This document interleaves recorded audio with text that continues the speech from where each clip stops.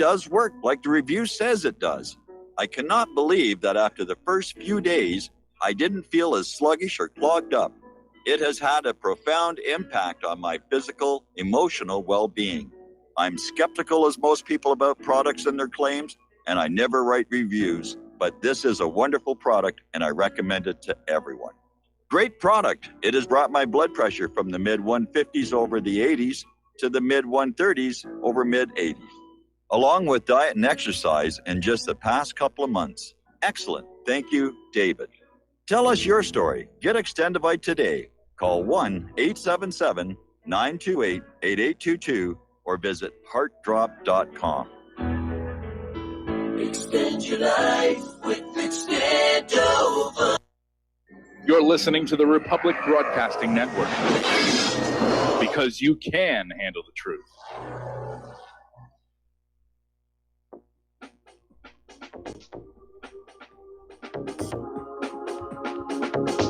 What really happened with your host, Mike Rivero. The history the government hopes you never learn. Here is your host, Michael Rivero. And aloha, America. Welcome to our show today. It is Thursday, June 6, 2019. Sure happy it's Thursday. Sure happy it's Thursday. Sure happy it's Thursday. We've got a lot of stuff to talk about today. The phone lines are open, 800-313-9443. That's 800-313-9443. Sam is in our control room, ready to answer the phone, put you on the air with your comments, questions, and opinions. And, of course, starting right into it, today is the 75th anniversary of the D-Day invasion, and there's all these celebrations going on all over at Normandy, various other places around it. One of the coolest aspects of it is that this group of 90-year-old paratroopers recreated their parachute jump. Now, they parachuted over the celebration rather than far inland, which is where they'd originally done it on D-Day itself. But apparently the oldest one was Tom Rice, is 97 years old, and he basically did another jump. And wow, good for him. And he was among the 18,000 paratroopers who were dropped behind enemy lines to try and capture and hold various rail lines and bridges. And I noticed in the American corporate media, they're still trying to reinforce this myth that we all grew up with, that it was the U.S. that was the deciding factor in winning World War II. And it's simply not true. The vast majority of the warships at D-Day were British. There were a lot of Canadian forces there as well. The vast majority of landing craft were British and Canadian. Not all that many were American. The vast majority of the forces were British and Canadian. And yes, America was taking part in it, but this idea that this was somehow an American invasion, an American victory, that's just part of the lies you were fed growing on up.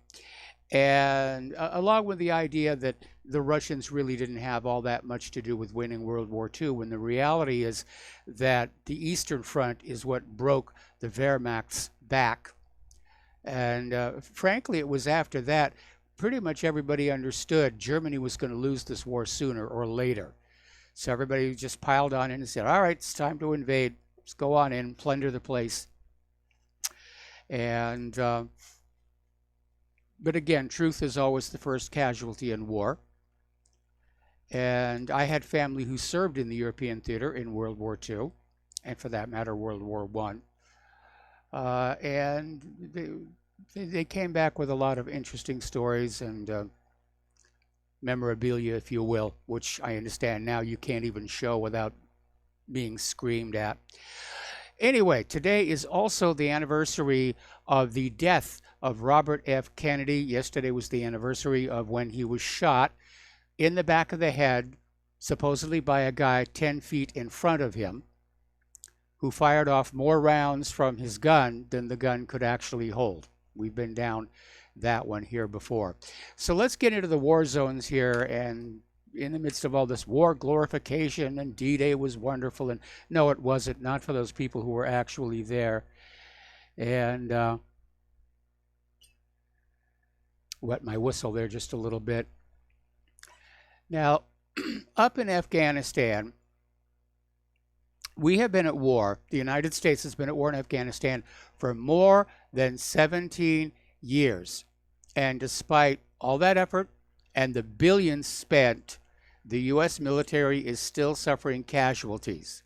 In 2017, 14 American soldiers died in Afghanistan, some shot from behind by their supposed local allies. And already, we're seeing troop losses here in 2019. Now, none of this sacrifice has defeated the Taliban. In fact, the Taliban has grown. When 9/11 happened, when the U.S. first went into Afghanistan, the Taliban just had a little tiny bit of territory out there in the southeast. Now they control a huge, huge part of the country. And there have been a number of spectacular Taliban successes of late. On August of last year, Afghan President Ashraf Ghani's speech in the heavily fortified capital city of Kabul was interrupted by a mortar attack. And they were sending a message. So now we have a U.S. Army officer basically saying it is time for a swift, responsible disengagement from Afghanistan, which is polite speak for it's time to admit we can't win there, just like the British couldn't win there, just like the Soviet Union couldn't win there, and it's time to just get on out. The war in Afghanistan is not going well. And, of course, there are vested interests who want to stay in Afghanistan. There's that pipeline right of way, which was one of the major causes for the U.S. to go into Afghanistan. There's, of course, that flow of opium to America's drug lords and pharmaceutical companies. Nobody wants to give that up. It's a source of very, very cheap opium. And what may complicate getting out of Afghanistan right now is, as it turns out, it is also a source of rare earth elements, which are becoming critical now amid these tensions with China. Okay, we're going to do a shout out now to our on-air affiliates who are just now rejoining the network here. Turning on down to Syria. Apparently the Syrian and Russian forces are pounding the militants in greater Idlib. And ISIS cells used an IED to blow up a Syrian army vehicle on the road between Na'amr and Al-Kurbet in northern Daraa. And according to the report, 3 soldiers were killed in the attack. Now, Syria's government has not yet confirmed this. And again, truth is the first casualty in war. But the resumption of ISIS attacks in southern Syria may be a sign that the terrorist group's core hiding in the Syrian and Iraqi deserts has had enough time to restore contacts with its cells in this part of the country. If that's the case, there are going to be more attacks. Now, as we reported yesterday, the Syrian army discovered a large ammo depot during a recent search operation in the country's south, and the ammo depot contained loads of weapons, including U.S.-made TOW anti-tank missiles, launchers along with 4 missiles, 3 Russian-made Metis-M ATGM anti-tank guided missile launchers along with 6 missiles, and 2 thermal sights, a Soviet-made Malyutka anti-tank guided missile with its launcher. Basically a lot of stuff. They're loaded for bear. So now Israel is claiming that Syria has fired anti-aircraft missiles into the occupied Golan. And this was being reported in Al-Masdar News, was also reported in the Israeli media, and basically saying these missiles were fired into the occupied Golan Heights region. And the IDF is claiming the anti-aircraft missiles were specifically fired toward Mount Hermon, which is the same site they previously claimed was attacked by projectiles from Syria. Okay, anti-aircraft missiles? This doesn't seem like a mistake, because every report I've seen on this incident is saying exactly the same thing. You don't use anti-aircraft missiles to attack ground targets. For one thing, the warheads they're carrying are relatively small compared to a surface-to-surface or air-to-ground missile. So there had to be something up in the air that Syria was firing at that nobody seems to want to talk about. And maybe the anti-aircraft missiles missed. And of course, when they miss, they come down somewhere. But there's an aspect to the story we're not being told. Okay. Over in Gaza, their militant factions have warned that Israel's foot dragging in following through with certain ceasefire arrangements could lead to a new escalation, beginning with more border protests later this week. Now, Israel's military intelligence chief said Hamas has no interest in going to war at this time. But the various groups inside Gaza are saying, you know, Israel's just, they're not following through on promises that were made. So they came on out and said, senior Hamas official in Gaza, Khalil al-Hayya, said, we insist on holding our Eid in the locations of jihad, the bond to the land, and the marches of return to communicate to the people of the world that the people of Palestine and the people of Gaza will not break, and their determination will not break. So apparently a top member of the committee organizing the weekly Great March of Return told Haaretz that Palestinians are demanding more aid be transferred from Qatar, further loosening of import restrictions, and continuation of humanitarian initiatives. So we'll see what's going to happen with that. Okay, we have a caller on the line. Paul in Montana. Aloha. Welcome to the show. What's on your mind? Good afternoon, Mr. Rivera. Considering the illegals crossing the border, it is time for the Riveros Rangers to take action. Simply stop buying anything that comes from Mexico, in particular produce. Read the labels. Stop buying all Mexican produce, and within a month, I bet you'll see a big reaction to the illegals crossing the borders. And Riveros Rangers, time to do something. Thank you. It's a good idea. It's a very, very good idea. The power of the purse. I mean, if you really study what's going on here, it all comes down to, you know, control of trade, who gets the bigger market share. Okay, we have a caller on the line. Paul in Montana. Aloha. Okay. Welcome to the show. What's on your mind? I'm hearing my own voice back. Oh, there it goes.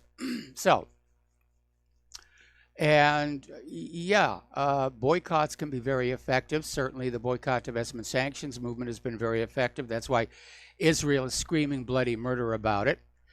And a lot of people are starting to boycott Facebook and Google and Twitter. And their stockholders are not happy about that. So it's a very tense time. That's a good idea.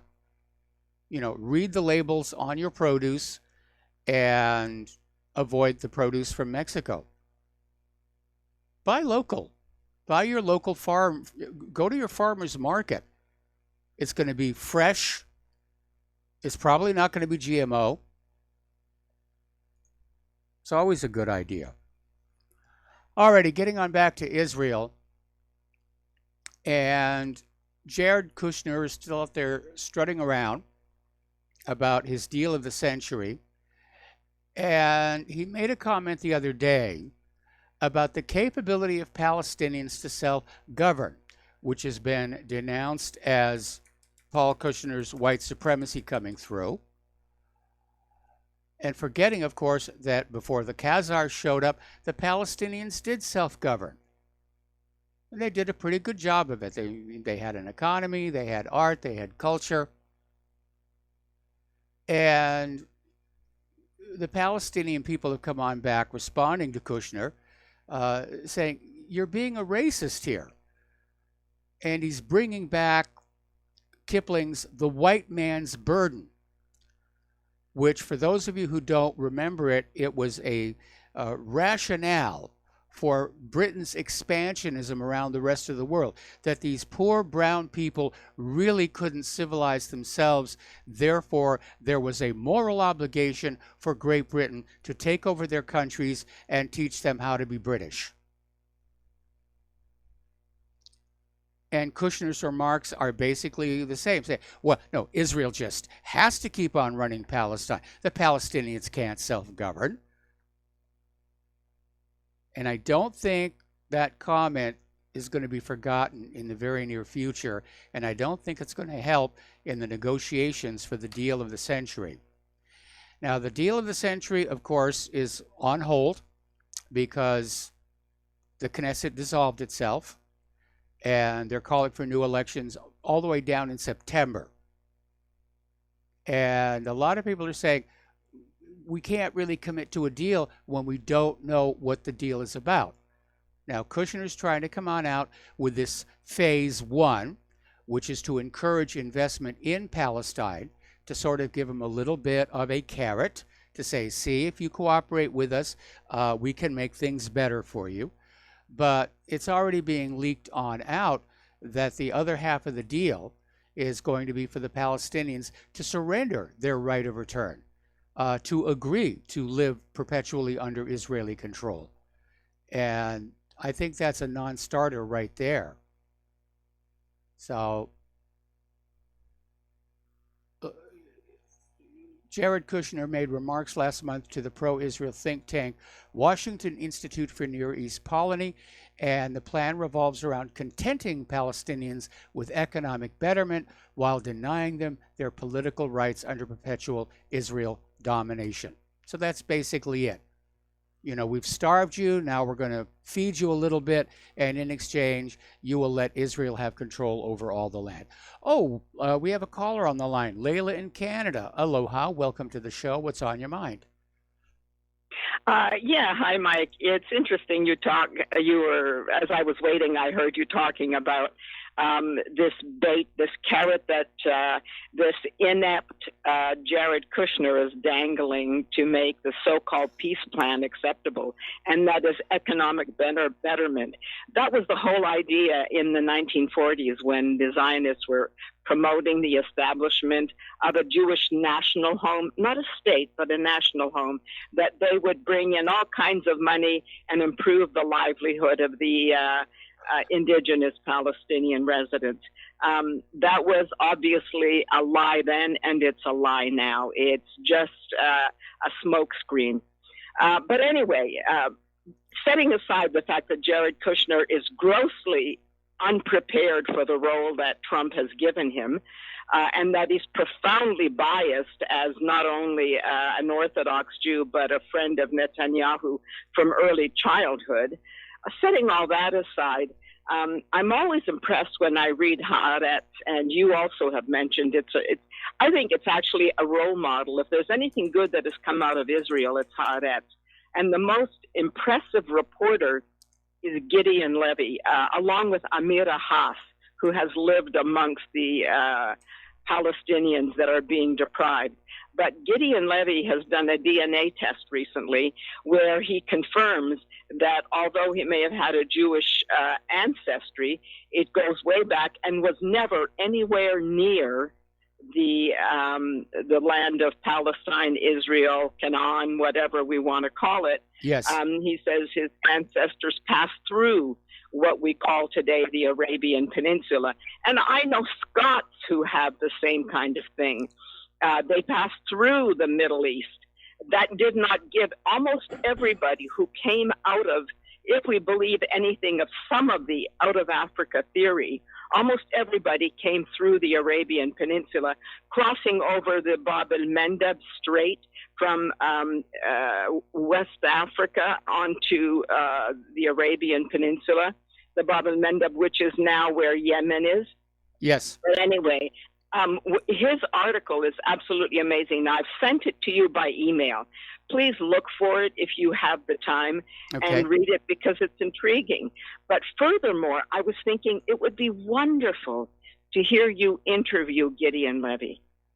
Well, I'll tell you what, I'll make a point of trying to get him on the show here. I do need to start getting more guests on the show here. Yeah. And everything he's ever done, the man, I'm amazed. I was amazed that he survived as long as he has, saying the things that he's been saying for decades. But even so, I didn't realize he's actually on the editorial board, which largely explains why Haaretz is such a wonderful newspaper. Yes.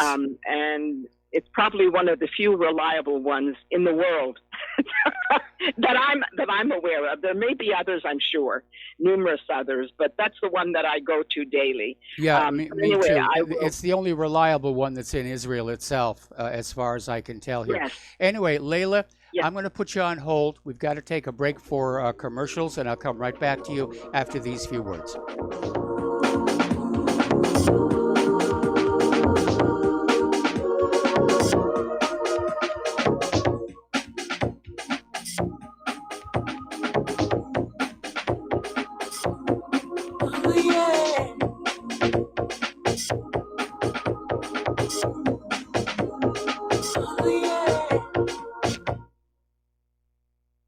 Corporate media dominates the American opinion. Finding independent voices that counter this avalanche is becoming increasingly difficult. With the endless corruption running rampant throughout our government, independent voices are needed more than ever to battle the offensive against our freedoms and liberties. As a listener of RBN, no one understands this concept better than you. Now it's up to you to do your part. The time has come for you to take action and begin broadcasting the truth to hundreds or thousands of people every month. Sound impossible? Quite the contrary. With pointed slogans from LibertyStickers.com, you can reach countless sleeping Americans unaware that they live in a real-life wonderland. LibertyStickers.com has a huge inventory of political bumper stickers and messages that reflect the truth about our government, our politicians, and the future of America. With so many in stock, there's one perfect for you. Visit us today at LibertyStickers.com. Again, that's LibertyStickers.com.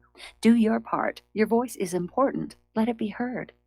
Folks, we're living in a world the likes of which we've never perceived any clearer than we do now. The plan for global governance has been in the works for generations and would have likely been achieved by now, but for the fact that the globalists left open their Achilles heel. With all their tools, Federal Reserve System, fiat currency, no child left behind, and then Common Core education introduced to our schools to dumb us down, vaccines, pharmaceuticals to lobotomize us, GMO foods, insertion of compromised or bought and paid for politicians, judges, mainstream media propaganda, all pieced together like a puzzle designed to ultimately bring the world under submission. But with all their strategy, they forgot one thing: knowledge. And knowledge is power. With knowledge, their bombardment is nullified. Folks, with that, as brilliant and knowledgeable as you've become, among the wisest audience of any radio audience in the world, and you are, I want you to take a moment to reflect and ask yourself, how much of that knowledge did I obtain from Republic Broadcasting Network? How high has my consciousness been raised since I've been a listener? How fast am I now able to discriminate truth from fake news by being a Republic Broadcasting listener? How clear am I now able to see the world since I've been listening to RBN? Ask yourselves those questions, folks. Then ask yourself, what is that knowledge worth to me? Like my morning coffee, how would I survive without it? A voice of truth in a sea of lies. Do we not all need to make sure it survives? Like public broadcasting, we are now finding we can only survive with listener support. Censorship, advertisers being attacked, truth itself being attacked. It's the only way through this. We at Republic Broadcasting humbly ask you to become a supporter. Look at your budget and make a determination of what Republic Broadcasting is worth to you and what you can afford on a monthly basis. Go to republicbroadcasting.org and pledge 20, 30, 40, 50, if possible, 100 a month or more if it's affordable. Click the donate button and become a regular monthly donor. Assure both us and yourself that Republic Broadcasting truth will continue to flow like that morning coffee. The network thanks you. We the people, in order to form a more perfect union, establish justice, ensure domestic tranquility, provide for the common defense, promote the general welfare, and secure the blessings of liberty to ourselves. And aloha, America. Welcome back to our show here. And once again, the postal address to send a check, money order, or if you prefer anonymity cash, is Republic Broadcasting Network, 2251 Double Creek Drive, number 302, Round Rock, Texas, 78664. The phone number where you can make a credit or, debit card donation or pledge to be a recurring subscriber is 800-724-67 to 719 extension 1 during business hours, extension 3 at all other times. So we're talking with Layla up in Canada. We're talking about Gideon Levy. We're talking about Haaretz being certainly one of the most solid and reliable media outlets, certainly within Israel itself. And I noticed the Jerusalem Post is once again out there with that idea that Iran could have a nuclear bomb in just 6 months' time. So anyway, Layla. Yes, I wanted to, I was just looking at something I'm reading for the second time, and that's Gideon Levy's DNA ancestry analysis. Now, yes. I have said before that all of the different nomadic tribes within the Arabian Peninsula are basically about very heterogeneous stock. Yes. And what they have in common is a Middle Eastern culture, a very traditional culture that probably originated largely from the Persian influence, the India itself. Also, they migrated westward after their civilization collapsed, and also from the Mesopotamian culture and the previous civilizations there. So they all have that in common. And the interesting thing is that Gideon Levy used 23andMe for his ancestry analysis, and so did I. And recently, they've become a little more specific. I've been placed as having originated over the last 200 years within the area all around Palestine and Israel, with ancestors from different parts of that region. Although other algorithms have gone back, taken my ancestry back 10,000 years, and my ancestors never left there. And the interesting thing that I believe you said you believe some Hebrew ancestry from the Iberian Peninsula. Yeah, and also some Berber. Berber. Well, the Berbers, you know how they got there? You know the General Hannibal? Yes. He, from Carthage, when it was under siege by the Romans to take over the Mediterranean maritime empire of trade, the Romans were always attacking Carthage. Well, Carthage had already expanded, Carthage having been started as a colony by the northern Canaanites, the Phoenicians. Carthage moved on to the Iberian Peninsula in order for the Hannibal family, the clan, the Barca clan, to invade Rome through the Alps. And Cartagena actually is the modern day Spanish word for Carthage, New Carthage. Yes. So your ancestry, if it is from there, many of them came over to the Americas with the ships after the Inquisition, even though they were nominal converts to Catholicism. You very probably have some Canaanite ancestry. Many of the people, and another group that has ancestry from the Middle East, although from Saudi Arabia, would be anyone with the Scottish name Murrah or Murray. Yeah. In fact, there's a book on, if you go to it, the tribe of Murrah. Do you know the building in Oklahoma that was bombed? It was called Murrah, M-U-R-R-A-H. That actually is the name of a nomadic tribe that was in the part of land that is now considered Saudi Arabia, and they migrated to Scotland. So Murrah became Murray because the I at the end makes it a genitive, the possessive. I am of the Murrah tribe. Go to Amazon and look for the Murrah tribe. It's so many of the people that migrated to Europe and then eventually to the Americas actually have their origin in the Middle East, or at least part of their ancestry was in the Middle East. So this so-called invasion of Europe, yes, they are barbaric now. Yes, they are behind the times. But if you look at stories, that culture Even the Plantagenets apparently originated in the Near East, and judging by their haplogroups, which is the genetic fingerprint, migrated from the Near East about 10,000 years ago. That is why many of the traditions that were practiced in early Europe were very similar to what is probably still being practiced amongst the peoples of the Middle East. But Okay, anyway, I've Layla, said enough. I got to put you on hold again. Got to take another break for commercials. We'll be right back.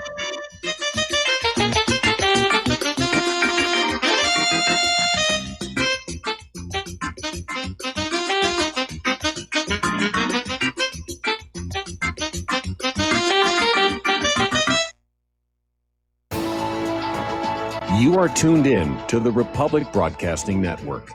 Visit our website by going to republicbroadcasting.org.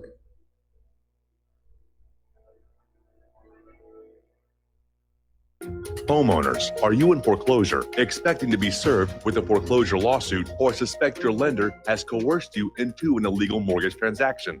A huge number of mortgages made in the last 10 years have legal issues and are possibly defective. State laws and the U.S. Supreme Court have upheld that defective mortgage documents are grounds for foreclosure defense and for counterclaims in favor of the homeowner. If your mortgage has been sold or assigned since closing the loan, it may be defective and you may be paying the wrong party, and the lender may not have standing or the right to foreclose or collect payments under the law. If you would like to know if your mortgage is legal or not, or know if you are paying the right party, we can help. Our initial consultations are free of charge. We are not attorneys. We are legal researchers and work closely with experienced lawyers who know how to help you find the evidence to help you keep your home. Call toll free 1-855-2-KEEP-IT. That's 1-855-2-KEEP-IT today.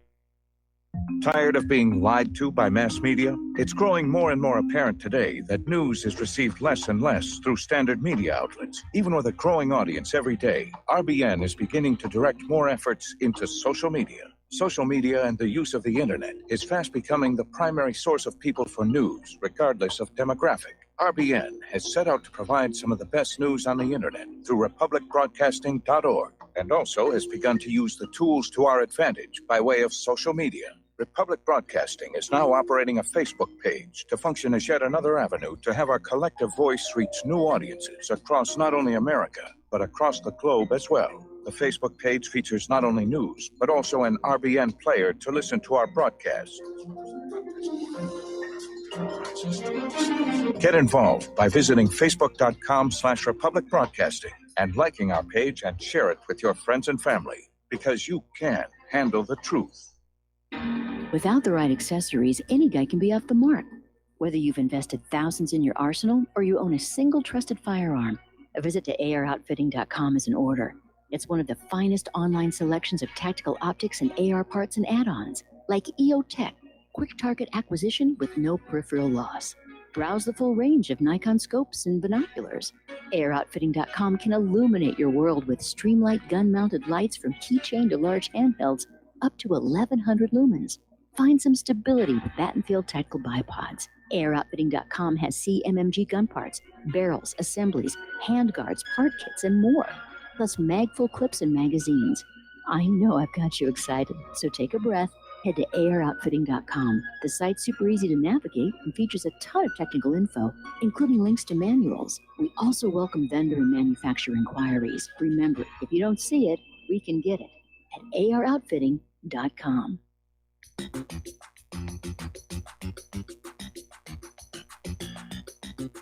Welcome to What Really Happened Radio. Visit us online at whatreallyhappened.com. And now, set your eyes on the future and let's consider what really happened. And aloha, America. Welcome back to our show. And before we get back to Layla and the other callers we have waiting on the line here, I've been informed by our control room that there is a big thunderstorm over the Republic Broadcasting studios. And so if all of a sudden everything goes quiet, you'll know that the electricity went off. I remember that one time out here. We were knocked off the air by a lightning bolt. Speaking of lightning, the Weather Channel was predicting thunder showers all last night through today and into tomorrow. So, of course, the sun is out.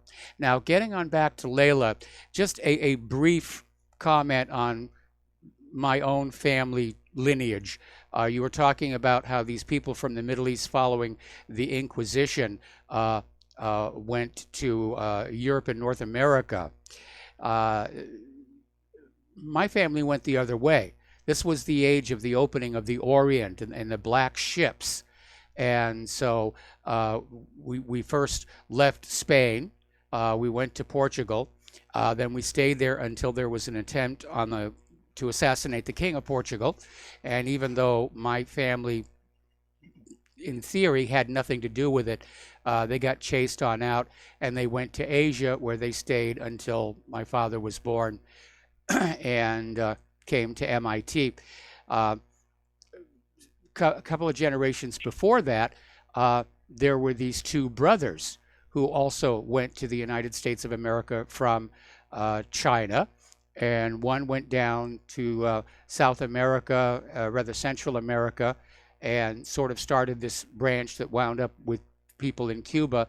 The other one went to California. And as a matter of fact, when Claire and I were visiting in Coloma, California, the site of the Northern Gold Rush, we actually tracked down a very, very distant, 5,000 times removed relative, and got to meet them. So that was kind of a thrill. But again, you have to understand this blur between the idea of Jewishness being a religion and Jewishness being something that is genetic, because as far as I understand, there is no such thing as an identifiable Jewish gene. No, there is not. There is not, despite the fact that many naive and gullible Baptist or religious Christian Zionists believe the propaganda that there is a, quote, Jewish gene. There is no one singular gene that is identified with Jewishness that is unique only to them. We are this whole human species is so intermingled that it is impossible to ferret out one thing that makes anybody unique from everyone else. Now, there are, of course, different races within the species, but they are only subcategories. We are all so interbred. We have been close enough genetically that we can interbreed, such as the Neanderthals, the Denisovans, and other human species or hominid species that have been found. And we have all been close enough genetically that we can interbreed. In fact, sometimes I wonder if that isn't the source of autoimmune diseases. The fact that someone has an immune system from one species that recognizes tissue that it considers alien. I mean, I'm not saying that is the case. I'm just speculating about that possibility in some instances of autoimmune diseases. But anyway, we are all basically, any kind of war, any kind of conflict is a form of fratricide, which is why I'm so strongly opposed to the idea. Well, I agree with you on that one. Violence. And, you know, I know these genetic testing companies go back 10,000 years, but the reality is if you go back just a few hundred, everybody's related to everybody. And modern French genealogists are out there saying that if you have French ancestry, you are descended from Charlemagne.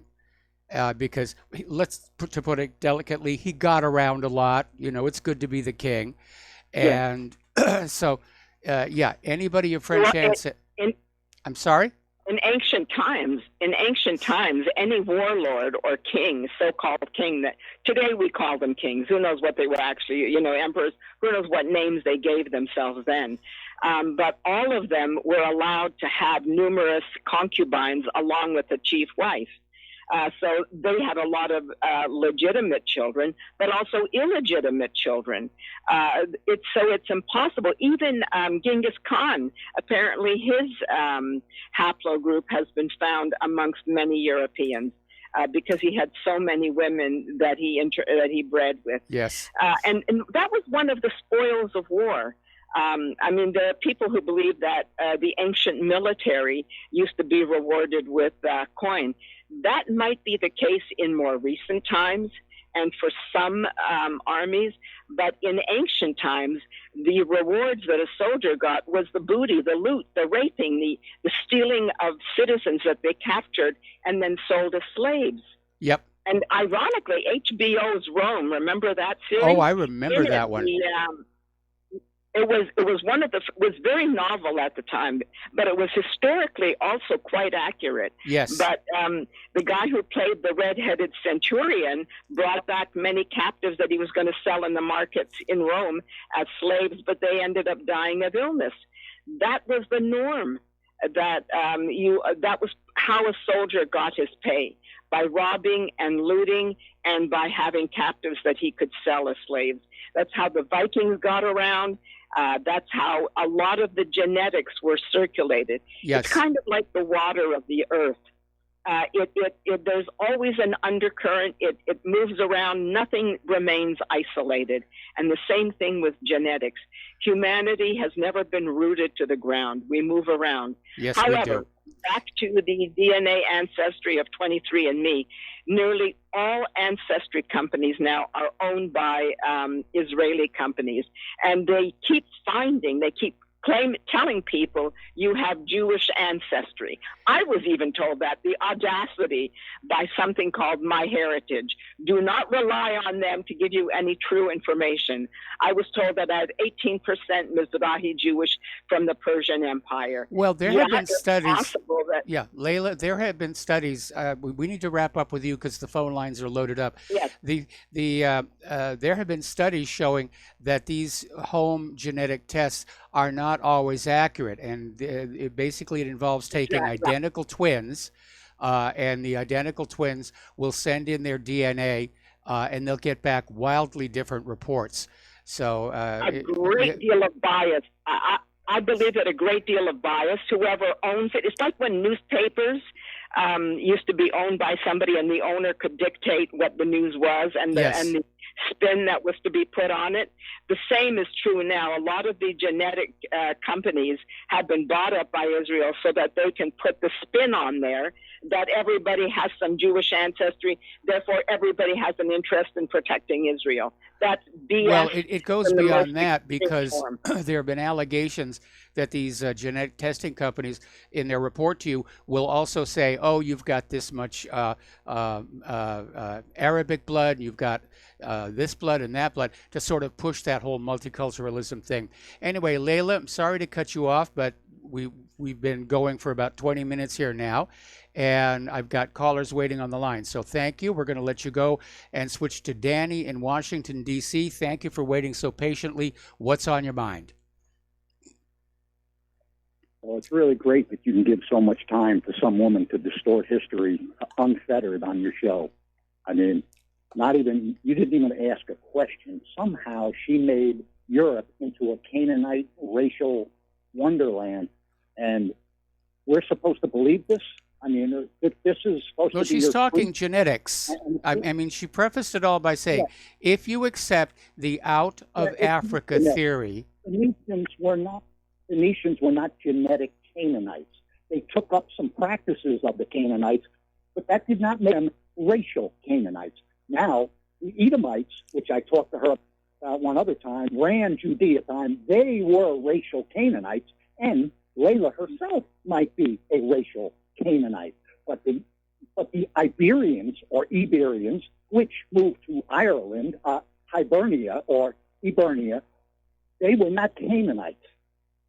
Now, anybody who thinks that there were Canaanites involved with the Celts in Iberia are absolute nincompoops.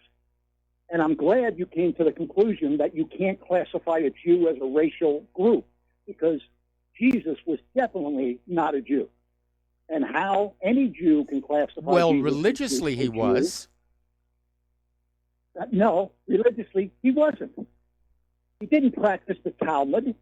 Now, you know, the tradition of the elders was the Talmud in those days. He didn't practice that. And he was not a practicing Jew. He was a practicing Israelite. Now, the Jews will say, oh, well, his father was a Roman soldier, Pantera.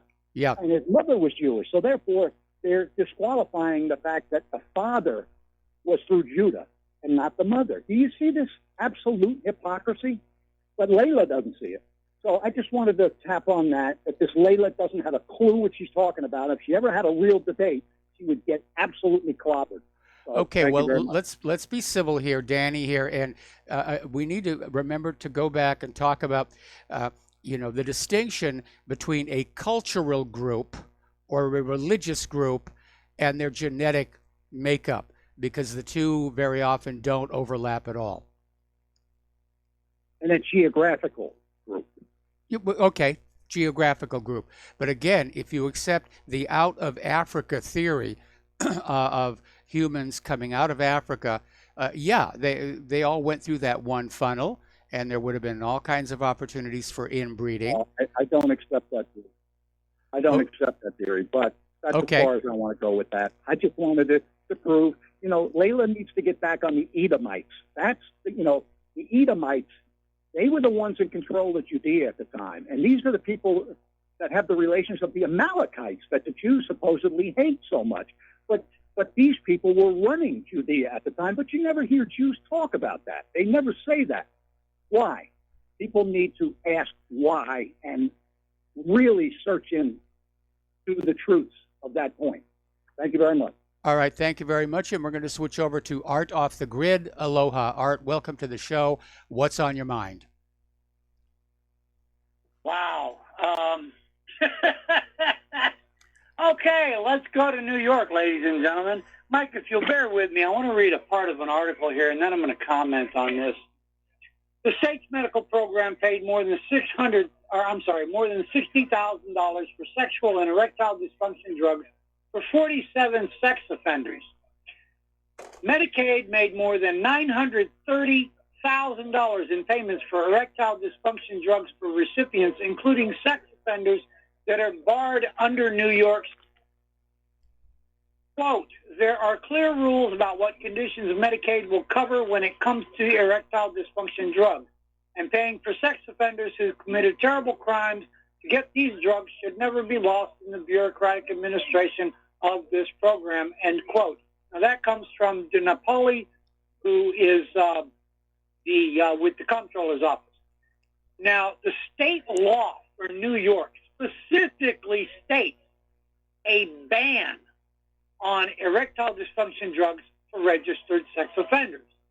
Now, I find it odd that the state of New York Department of Health, now this is my own personal fear, I find it odd that the New York State Department of Health is wanting to rip this audit, claiming that the drugs are not only described for sexual problems, but can also be used for hypertension and enlarged prostate. Well, here's the problem. You have Norvasc, Latrell, Cardizem CD, Cardizem SR, Delacor XR, Thiazac, and over a dozen other drugs that are not classified to treat ED that can also be used to treat hypertension and enlarged prostate. So why in the hell are you giving sex offenders erectile dysfunction drugs? You want them to get an erection? These people are sex offenders. Only in New York would something like this happen, Mike. Only in maybe in California. Yeah, maybe. Yeah, I would say let's not just say it's only New York, because we've seen that kind of insanity in other places as well. It doesn't make sense to me. In fact, I thought that in most parts of this country, repeat sex offenders were chemically castrated, where they get the other drug that makes things stay limp. Well, here's how I feel about this, Mike. I'm not a Christian, and I'm the last person to ever push religious doctrine. But I do believe in the Torah, which is the first 5 books of the Old Testament. Yes. And in Genesis 9, chapter 9, verse 5 and 6, clearly that is the very first commandment that your God ever gave you, ladies and gentlemen, for those of you who believe in the Bible and the original text. And in it, it clearly states that if you kill a man, by man shall your blood also be spilt, because your God created you in his image. That is the very first commandment. This is God's commandment to kill the killer, murder the murderer. Now, as far as sex offenders go, you know what? if you're a guy and you rape, do you remember in Monty Python, Bailiff off with his pee-pee? Yes. If you're a woman, if you're a female, let's remove your ability to have sex. This is my. Well, I'm sorry. Hold it. We're getting into some very barbaric, ideas here, and I'm already concerned about the decline of human civilization as it is. So I'm in agreement that people who commit premeditated murder for profit ought to go to jail for life. I'm opposed to the death penalty simply because our system makes so many mistakes. And we know that innocent people have been executed for crimes they did not actually commit. Bruno Richard Hauptmann coming to mind for that. So we need to moderate our anger and our rage with a little bit of caution and say, are we really sure this is going to work? But I'm in agreement with you. This idea that New York is giving erectile dysfunction drugs to known repeat sex offenders. I mean, are these guys like being held in jail or are they out on the street? These guys are out on the streets. Oh, wonderful. Wonderful. Yeah, and this is where I have a problem. They're cutting sex offenders loose and then giving them Viagra. I mean, come on, ladies and gentlemen. This is absolute lunacy. I agree it is, and that's your government in action. And Art, I'm going to have to let you go. We got to take a break for commercials. Come back. We got another caller waiting on the line.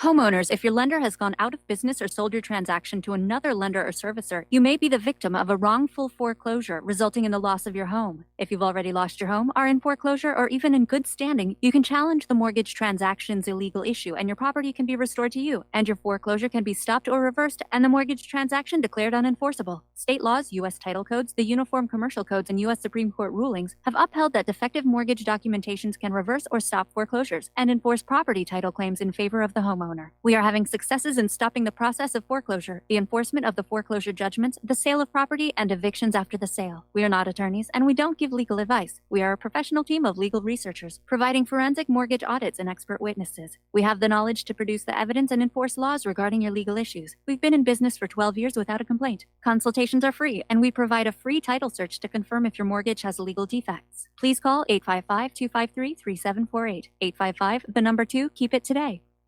Corporate media dominates the American opinion. Finding independent voices that counter this avalanche is becoming increasingly difficult. With the endless corruption running rampant throughout our government, independent voices are needed more than ever to battle the offensive against our freedoms and liberties. As a listener of RBN, no one understands this concept better than you. Now it's up to you to do your part. The time has come for you to take action and begin broadcasting the truth to hundreds or thousands of people every month. Sound impossible? Quite the contrary. With pointed slogans from LibertyStickers.com, you can reach countless sleeping Americans unaware that they live in a real-life wonderland. LibertyStickers.com has a huge inventory of political bumper stickers and messages that reflect the truth about our government, our politicians, and the future of America. With so many in stock, there's one perfect for you. Visit us today at LibertyStickers.com. Again, that's LibertyStickers.com. Do your part. Your voice is important. Let it be heard. Many people tell us about their experience with Extendivite. Just listen to what Glenn has to say. Prior to taking it, I had diabetic neuropathy. The Extendivite reduced that significantly. Acid reflux was reduced. I had athlete's foot, very severe. Trimmed that down to about 75%. Dandruff, almost completely gone. I had occipital neuralgia at the base of my skull. I was having migraines, reduced by about 90%. Heart palpitations, my heart would kind of stall out. I would skip a beat. Very uncomfortable. And when walking from downstairs going to sleep, by the time I got to the bedroom, which is just one flight of stairs, my heart was pounding, coming out of my chest. My vision was blurry. This completely solved that problem. Great product. Thanks. Tell us your story. Get Extendivite today. Call 1-877-928-8822 or visit heartdrop.com. Extend your life with Extendovite. Some are maxed out all their credit cards. Some are working 2 jobs and living in cars. Minimum wage won't pay for a roof, won't pay for a drink. If you gotta have proof, distract yourself, Mr. CEO. See how far 5.15 an hour will go. Take a part-time job at one of your stores. I bet you can't make it here anymore. And aloha, America. Welcome back to our show here. We're going to go back to the phones to Mark in North Carolina. Aloha, Mark. Welcome to the show. What's on your mind? You got my curiosity there before. But first of all, I just want to say I would never go to 23andMe or any of these other genetic companies because I believe these people are connected with Google, and I believe they're trying to create a genetic weapon of some kind to go after people. So I would never do anything for them. But going back to, I'd still be curious on what my genetics would be. But my opinion is, like I said, when you talk to, what's that lady's name, Lena? Layla. When you talk to Layla, she probably, being a Palestinian, probably is closer to the original, what's considered original Jews than any Ashkenazi Jew today. Oh yeah, and even most Sephardic Jews. Okay, they probably were the original Jews. I mean, sure, but the thing is, you wouldn't find a genetic test because they would just be considered Semites or Arab because there's really no difference. It's just like if you take, for instance, the Russian defense minister. I forget his name now. You know who I'm talking about, though, right?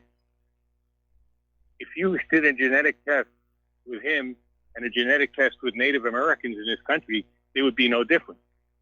You know what I mean? You know what I'm trying to say? Because he is from Siberia. Okay. And look at him; it'd probably be no different. But it's the same thing. As far as Ashkenazi Jews, most likely there is some Semite mixed in there. Because you just tell by the a lot of times what they say a Jewish feature, like for instance they say the hooked nose, which is really not a hook. It's really I forget some other term for it, but you find that among Arabs, very common. Yes. Middle Eastern as a whole, and even Central Asia. Probably has to do with the air. If I had to guess, it's very thin air. The desert air is very thin. It probably has to do with something like that. I can't tell you for sure, but you do see that among Jews in who are from either Germany or Poland or Russia and all.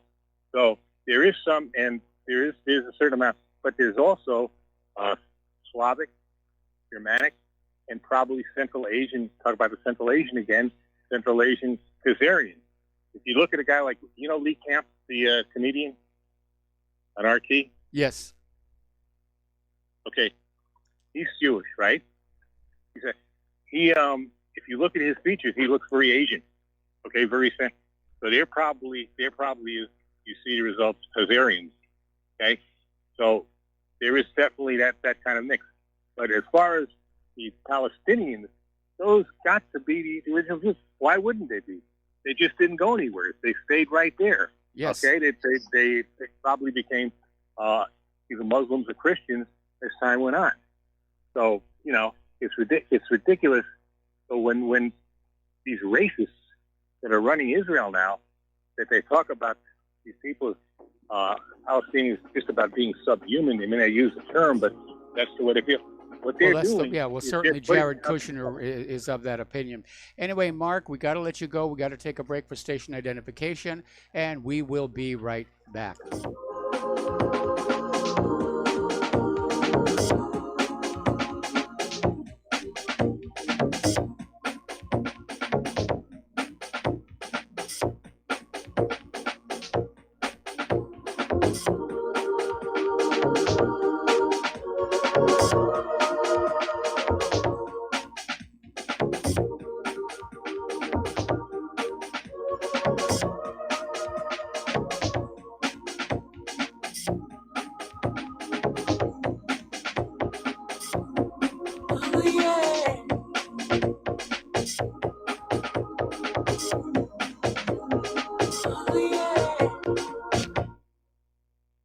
Homeowners, are you in foreclosure, expecting to be served with a foreclosure lawsuit, or suspect your lender has coerced you into an illegal mortgage transaction?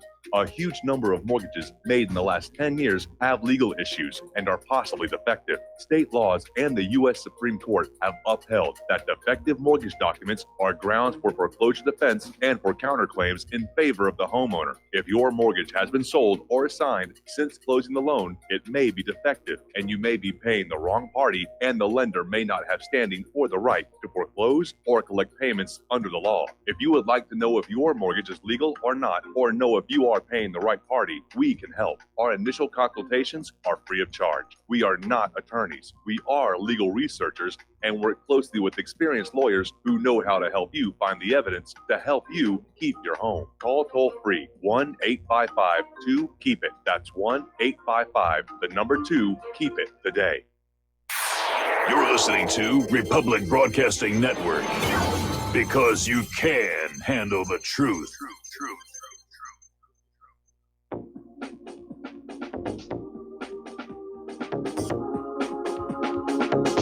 What Really Happened with your host, Mike Rivero, because World War III is a really bad idea. Here is your host, Michael Rivero. And aloha, America. Welcome back to our show, hour number 2. The phone lines are open, 800-313-9443. And getting on back to Israel and Palestine, which is where we left off. Palestinian President Mahmoud Abbas yesterday laid a wreath at the tomb of Yasser Arafat on the occasion of Eid al-Fitr. I hope I'm pronouncing that correctly. And basically came on out with a statement saying the Palestinian people will remain steadfast on their land. So he's already telegraphing to Jared Kushner that this deal of the century is a non-starter, and that the Palestinians will not be bribed to surrender the right to their own land. And getting on back to these calls that we had in the last hour about the different races of people claiming to be Jews, like the Ashkenazi. Maybe that's one of the reasons why Israel is working so hard to push the Palestinians out of there, because the Palestinians are the direct genetic descendants of the biblical Jews we read about. And they don't want that competition. So it wouldn't be the first time that one organization had tried to wipe out another to protect their privilege here. One of these days we'll talk about the war against the Cathars. Anyway, it's the end of Ramadan. It's the start of Eid. And for some reason, the Israeli occupation forces are confiscating Eid toys and balloons from the Palestinians. Just walked on in and grabbed them. Now, I can understand with the balloons, their concern is the helium could be repurposed to make a firebomb balloon, but they didn't need to confiscate the other toys. That's just plain being mean. And I guess to celebrate the end of Ramadan, Israel has reduced the Gaza fishing zone back to 10 miles. And Israeli authorities have long imposed arbitrary and unilateral restrictions on Palestinian fishermen in the Gaza Strip, which are routinely enforced with violent attacks on fishing boats by the naval vessels. All right. Jordan's Minister of Foreign Affairs, Ayman Safadi, has condemned Israeli plans to build new settlement units in occupied East Jerusalem. Came out with a series of tweets and basically denounced the move as a violation of international law, and he's right about that, it is, and called on the world to act against Israeli illegal measures. Oh, that could possibly happen. Benjamin Netanyahu briefly named himself as Minister of Justice for Israel, and that went over very badly. Because it was very obvious he wanted to be justice minister so he could evade indictments. But he ran into a lot of opposition about that. So now he's appointed Likud lawmaker Amir Ohana as the new justice minister. And they're making a big deal over the fact that this is the country's first ever gay minister. But he backed the nation-state law that gives Jews supremacy over all non-Jewish Israeli citizens. And he's an Islamophobe, and it looks like that he will definitely be working to block the indictments of Netanyahu. Okay, well, I'm looking over here and I see that Layla is back on the line, and I didn't mean for this debate to take up the entire show, but Layla, go ahead and tell us what your response is. Yes. First of all, Jesus was not an Israeli. Jesus lived in Judah. Although he was born in Galilee, but he preached throughout Galilee and Judah. Israel had been destroyed by the Assyrians before the turn of the century, around 600 or 800 BC. Assyria destroyed Israel, and many of them sought refuge in the province of Judah. Jesus was a rabbi, yes, and he was also a rebel against the Roman occupation. Yes. Of that, there is absolutely no doubt. Now, secondly, Mark, I like a lot of his comments, and I appreciate what he says, but everyone who's ever had a blood test or been in a hospital, I've got news for you. Your genome is on file in the Global Genome Registry.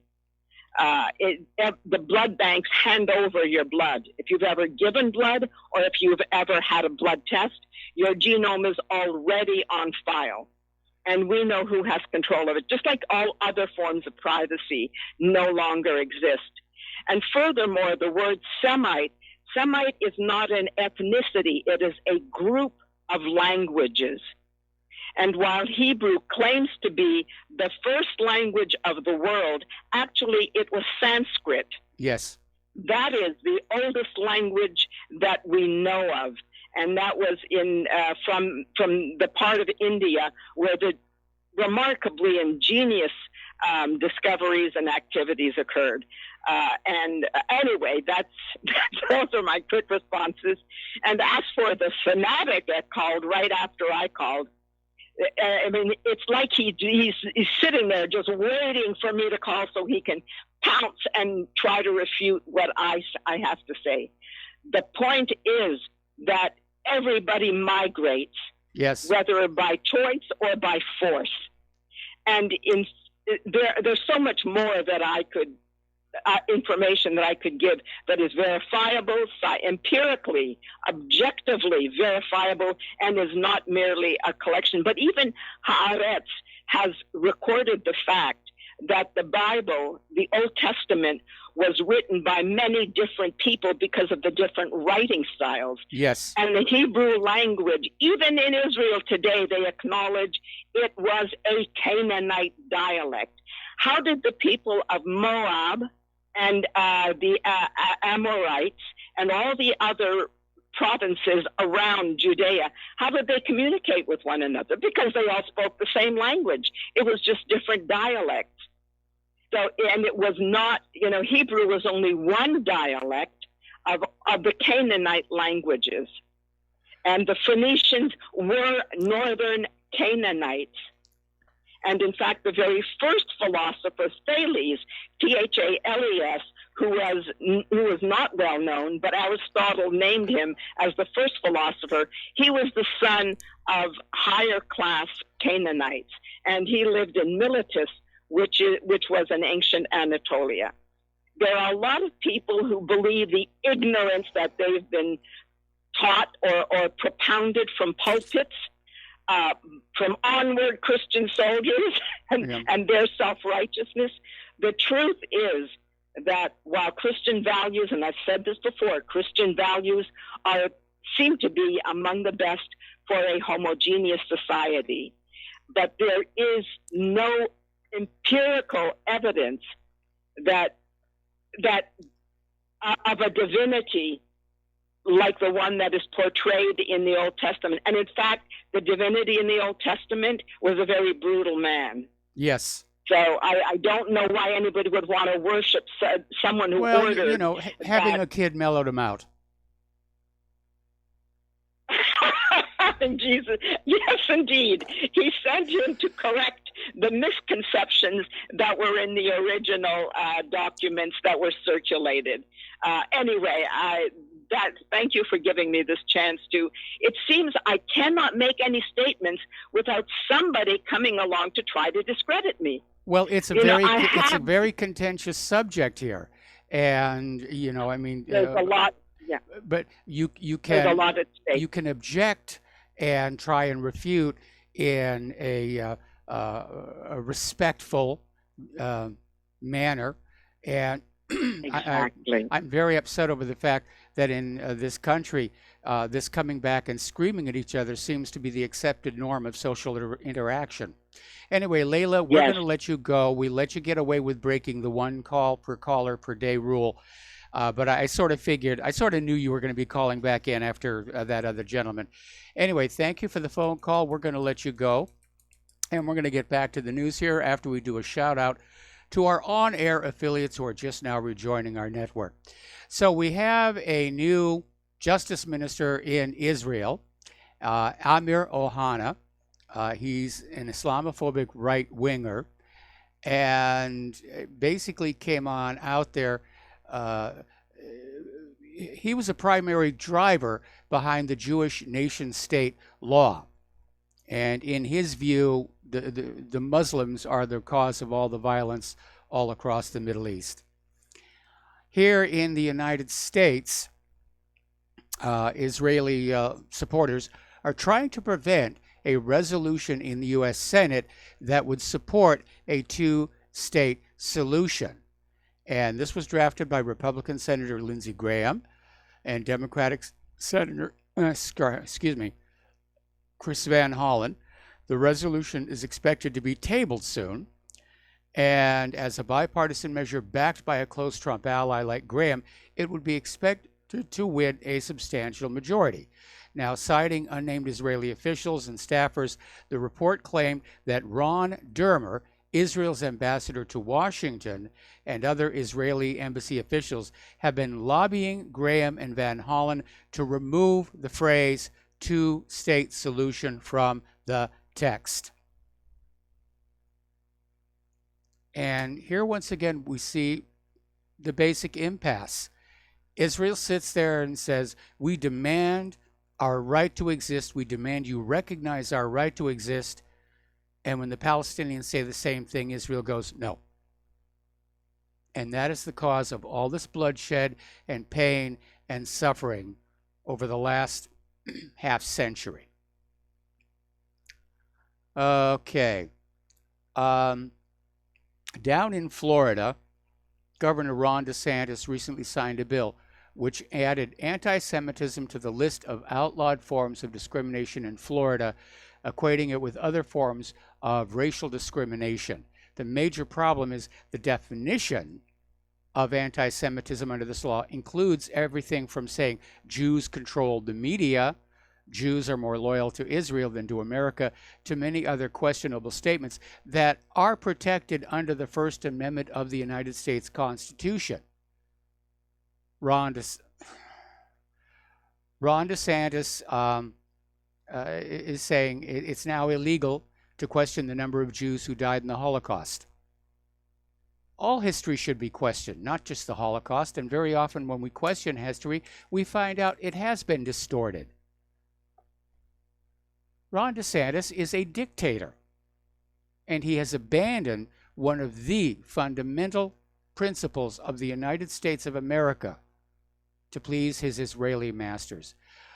Okay, we're going to go back to the phones here. Danny in Washington has called back with a rebuttal to Layla. And Danny, I'm just going to ask you to keep it short because this is not really a theology show, okay? Yeah, it's never theology when I call in, but when Layla calls in, it's, wide open.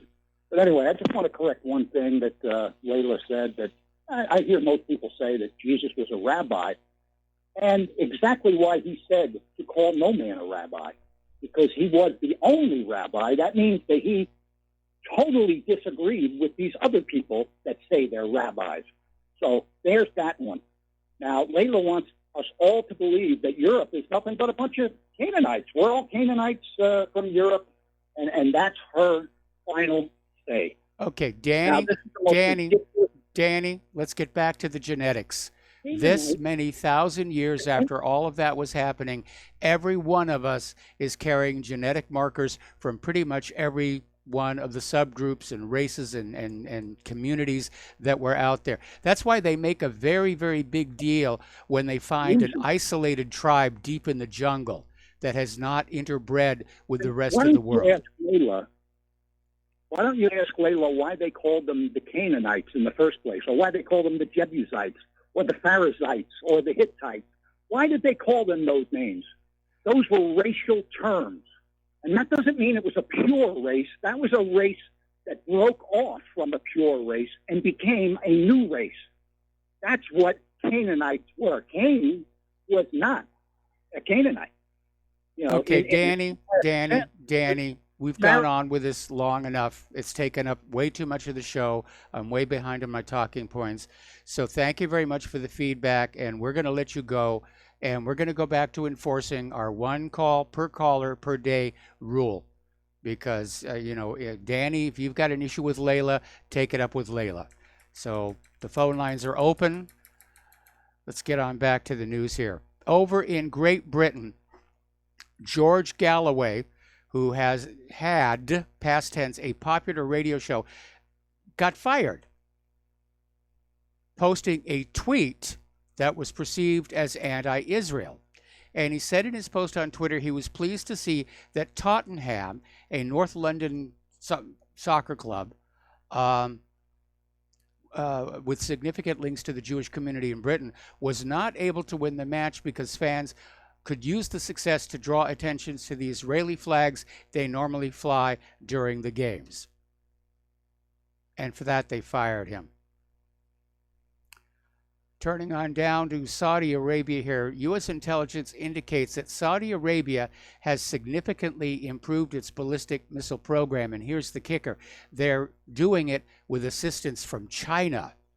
Oh, those Saudis, how dare they buy missile technology from China and not from the United States? And this development, of course, is at odds with U.S. policy geared toward reining in missile development in the region over fears of proliferation. So apparently, Trump's administration did not make this intelligence available to key lawmakers, which angered Democrats. Those Democrats learned about the intelligence outside regular U.S. government channels and concluded it had been deliberately left out of a series of briefings where they say it should have been presented. Meanwhile, Saudi Arabia is buying weapons from France, and apparently they jumped 50% last year. Well, I think there's a message there, especially after we've seen the boondoggles of U.S. weapons. U.S. weapons are getting a reputation of being very expensive and not particularly good. And that is a failure of our manufacturing. It's a failure of our educational system. And I'm not a big fan of making weapons, but I've had some concept with how this industry works, or is supposed to work. And it got basically turned from making weapons into making money. And on the assumption that the weapons would never actually be used, they just didn't do a good job. And again, I recommend this movie, The Pentagon Wars. It's directed by Richard Benjamin. It's very funny, very entertaining movie, and it's based on the true story of the development of the Bradley infantry fighting vehicle. And then, of course, we have all these other stories about the F-22 asphyxiating its pilots, the long list of problems with that F-35. The Gerald R. Ford has still got all kinds of problems. In fact, I saw a report the other day that they're even thinking about retrofitting steam catapults back onto it because they just can't get those rail guns to work. There was the Freedom class and Independence class littoral combat ships. They're just scrapping them and going back to the drawing board on that. And then you have the Stealth Destroyer, which has drivetrain problems, and as it turns out, isn't all that stealthy to begin with. So countries are looking to other nations and other weapons makers and saying, hey, you know, some of that Russian and Chinese stuff is looking really good, like the S-400 and the S-500. And I finally got to see that video of the Russian hypersonic interceptor test, and boy, does that thing haul gluteus. Okay. Interesting little article here. And it came out of Mondoweiss saying that right now there's a conflict between the Navy and John Bolton. The Pentagon wants a war, but they want it with China, not Iran. And the reason is because they haven't been doing very good in the Middle East. Everything that they have done over there, they're still in this quagmire across the greater Middle East, and they don't want to get into any more of that. So we got to take another break for commercials, and we'll be right back.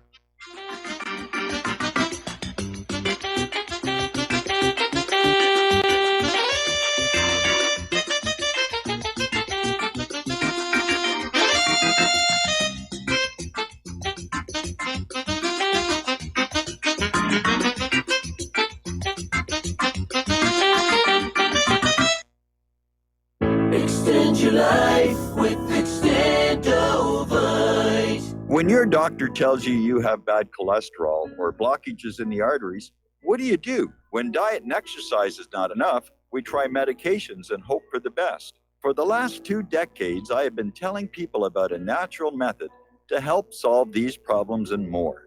Extendovite can help maintain cardiovascular health and lower blood lipid levels in adults. The 7 herbs in Extendovite are known to work together synergistically to get the results we hope for. There are many testimonials on Extendovite's effect on circulatory-related ailments. Get Extendovite today to start your journey back to a healthier life. To order, call 1-877-928-8822 or visit heartdrop.com or see us on amazon.com. Extend your life with Extendovite. Folks, we're living in a world the likes of which we've never perceived any clearer than we do now. The plan for global governance has been in the works for generations and would have likely been achieved by now, but for the fact that the globalists left open their Achilles heel. With all their tools, Federal Reserve System, fiat currency, no child left behind, and then Common Core education introduced to our schools to dumb us down, vaccines, pharmaceuticals to lobotomize us, GMO foods, insertion of compromised or bought and paid for politicians, judges, mainstream media propaganda, all pieced together like a puzzle designed to ultimately bring the world under submission. But with all their strategy, they forgot one thing: knowledge. And knowledge is power. With knowledge, their bombardment is nullified. Folks, with that, as brilliant and knowledgeable as you've become, among the wisest audience of any radio audience in the world, and you are, I want you to take a moment to reflect and ask yourself, how much of that knowledge did I obtain from Republic Broadcasting Network? How high has my consciousness been raised since I've been a listener? How fast am I now able to discriminate truth from fake news by being a Republic Broadcasting listener? How clear am I now able to see the world since I've been listening to RBN? Ask yourselves those questions, folks. Then ask yourself, what is that knowledge worth to me? Like my morning coffee, how would I survive without it? A voice of truth in a sea of lies. Do we not all need to make sure it survives? Like public broadcasting, we are now finding we can only survive with listener support. Censorship, advertisers being attacked, truth itself being attacked. It's the only way through this. We at Republic Broadcasting humbly ask you to become a supporter. Look at your budget and make a determination of what Republic Broadcasting is worth to you and what you can afford on a monthly basis. Go to republicbroadcasting.org and pledge $20, $30, $40, $50, if possible, $100 a month or more if it's affordable. Click the donate button and become a regular monthly donor. Assure both us and yourself that Republic Broadcasting truth will continue to flow like that morning coffee. The network thanks you. What this country is coming to, I sure would like to know. If they don't do something by and by, the rich will live and the poor will die. Doggone, the panic is on. Can't get no way, can't draw no pay. Unemployment. And aloha, America. Welcome back to our show here. And as we all know, John Bolton is out there just cheering on war on pretty much everybody. And even Donald Trump is now out there saying that if foreign policy were totally being decided by Bolton, the U.S. would be in 4 wars by now. And by that, I think he means 4 additional wars, because we're officially in 7 wars now, or incursions or regime changes or whatever they want to call them. But, Bolton ordered the Abraham Lincoln to the Gulf. Bolton is charging Iran with using mines to sabotage those 4 oil tankers outside the Strait of Hormuz. So, yeah, they're pushing really, really hard. They want that war, and they want that war on Iran. And you even have the Pentagon saying, look, we can't handle the Middle East wars we're already stuck in. We really don't want to do any more of that.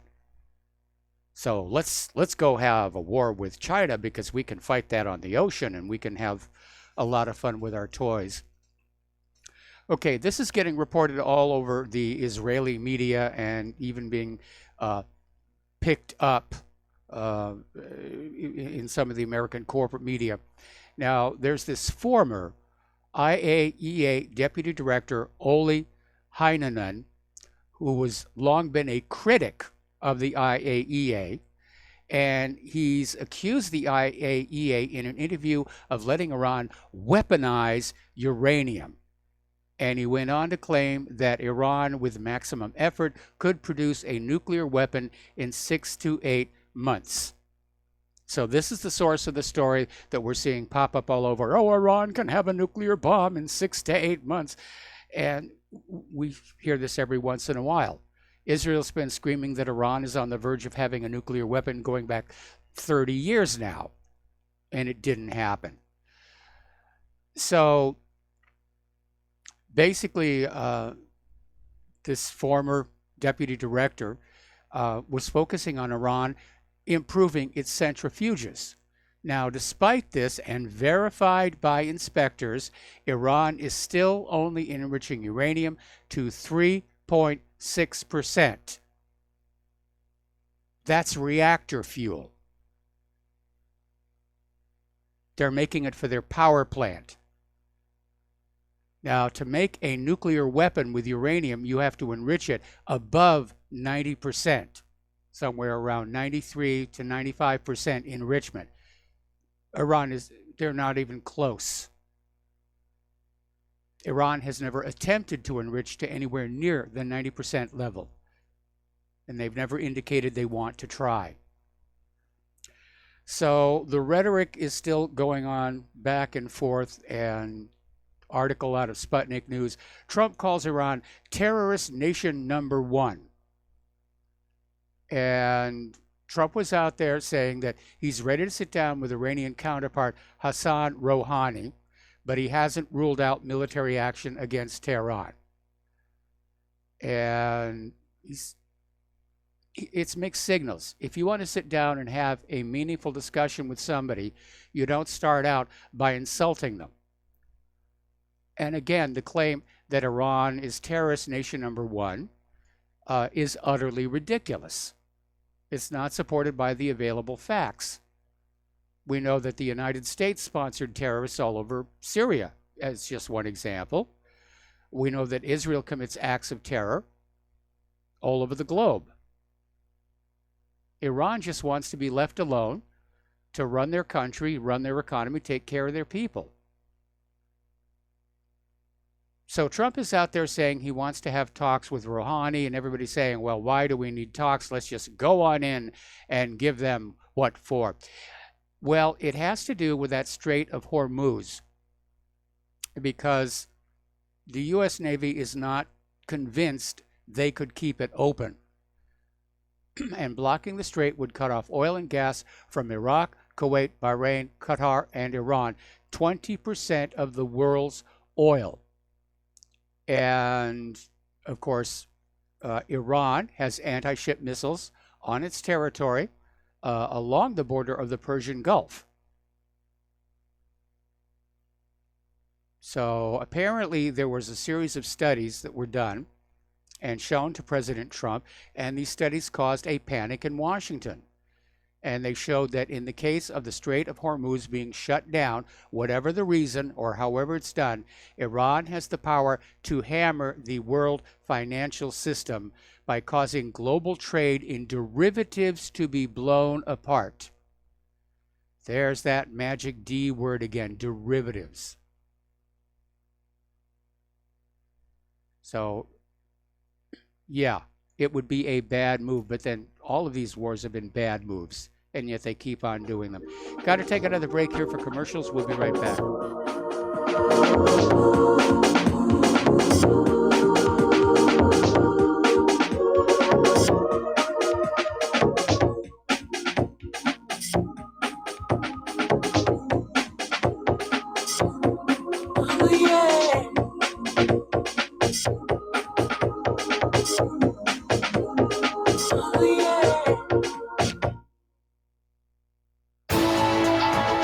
You are tuned in to the Republic Broadcasting Network.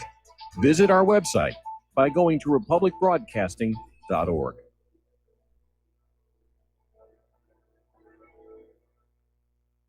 Homeowners, if your lender has gone out of business or sold your transaction to another lender or servicer, you may be the victim of a wrongful foreclosure, resulting in the loss of your home. If you've already lost your home, are in foreclosure, or even in good standing, you can challenge the mortgage transaction's illegal issue, and your property can be restored to you, and your foreclosure can be stopped or reversed, and the mortgage transaction declared unenforceable. State laws, U.S. title codes, the Uniform Commercial Codes, and U.S. Supreme Court rulings have upheld that defective mortgage documentations can reverse or stop foreclosures and enforce property title claims in favor of the homeowner.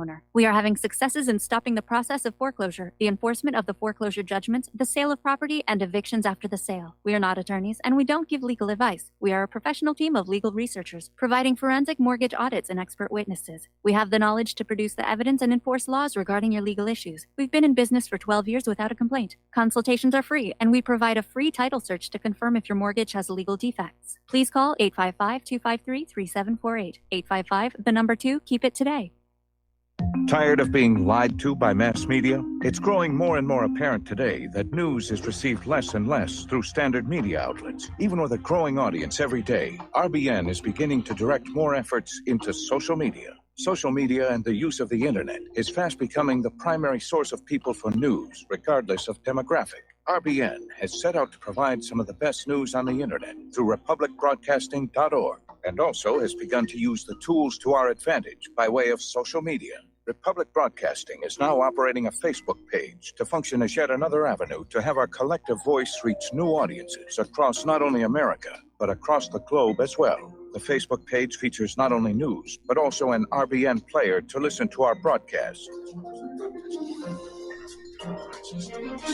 Get involved by visiting facebook.com/Republic Broadcasting and liking our page and share it with your friends and family, because you can handle the truth.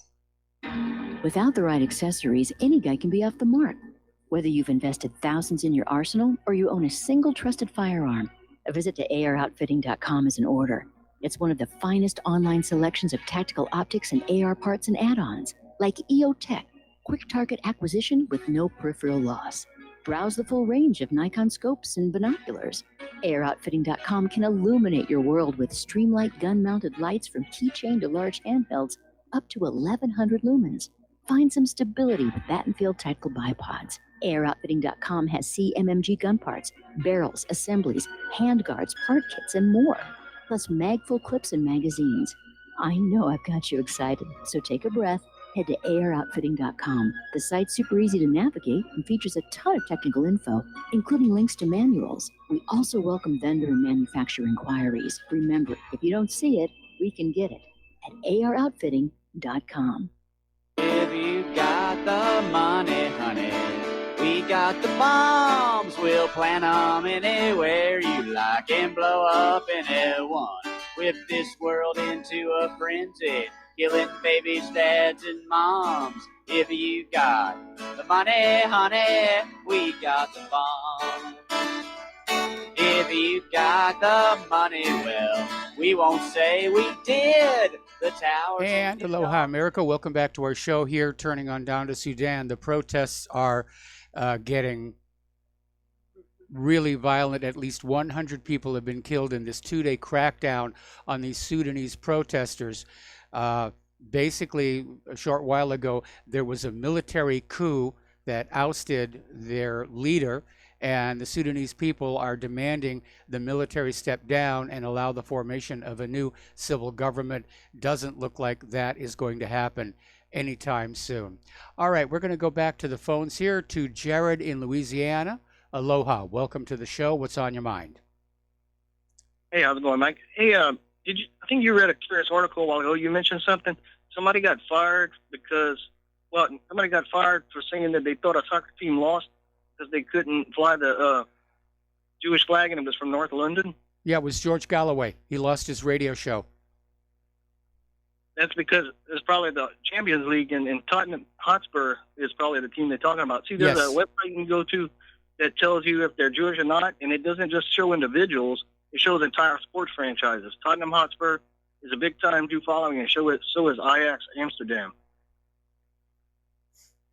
Yeah, and I did not find the tweet to be all that offensive. I wasn't upset about it, but apparently it was enough for George Galloway, who's very popular, and his radio show is very popular, but the radio station basically just fired him.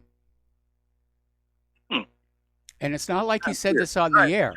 This was a tweet, and I find it very alarming that we no longer have a line being drawn between our professional persona and our personal lives. Absolutely. You're right. All right. Thanks for taking my call. All right. You've got it. We're going to let you go. The phone lines are open. Now, Trump is out there saying that he's still optimistic about a deal with North Korea. North Korea, on the other hand, is saying they're losing patience. And again, it comes back to something I've been saying all along. The U.S. approach to the negotiation is you give us everything we want, then we'll do something nice for you.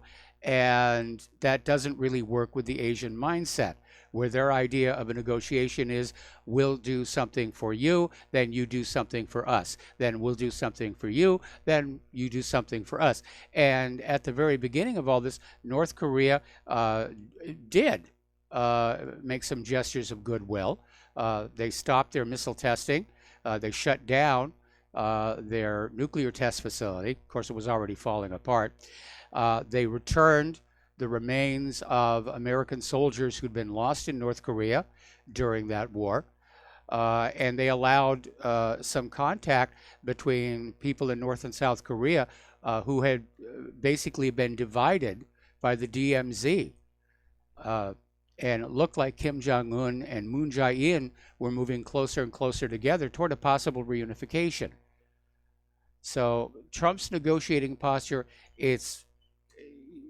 and I understand the book was written by a ghostwriter, but this idea, the art of the deal, he doesn't seem to be following it. All right, now, apparently the U.S. Army wants to build a fleet of autonomous robotic dirigibles for surveillance. And it's basically going to be a floating drone, not to mention a very large target. But apparently this is their idea, that they want to have this out there. I don't know. I think it's another boondoggle in the making here. All right, turning to our domestic politics here.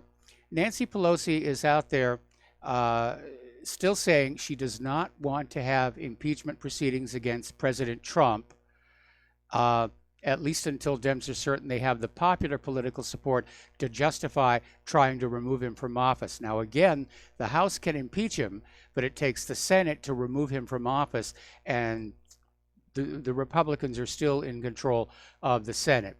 Now, Pelosi is out there saying that rather than seeing Trump deal with impeachment, that he should be voted out in 2020 and then face prosecution as a private citizen. She doesn't say what for, But they're out there saying, arrest him and prosecute him and throw him in jail. And again, they don't say what that is for. Alrighty, Judicial Watch has announced it received 218 pages of disgraced former FBI officials Peter Strzok and Lisa Page emails, which show then FBI General Counsel James Baker instructing FBI officials to expedite the release of FBI investigative material to Hillary Clinton's lawyer, David Kendall, in August 2016. And this, of course, is very inappropriate to do. The most important revelation coming out of these pages is the fact that for at least 4 of the interviews of witnesses in the Clinton email investigation, the FBI failed to produce an FD 302 form. Now, the FD 302 form is a form filled out by the FBI interviewing agents with their summary of what was asked and what was said.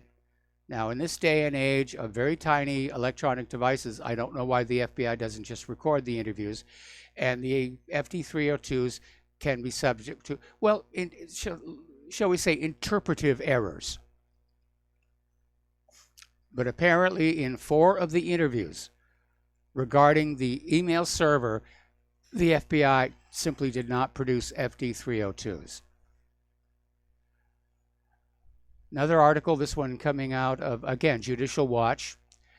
This is about another 73 pages of records containing text messages and calendar entries of Mueller's special counsel prosecutor Andrew Weissmann, showing he led the hiring effort for the investigation that targeted President Trump the day the special counsel was announced.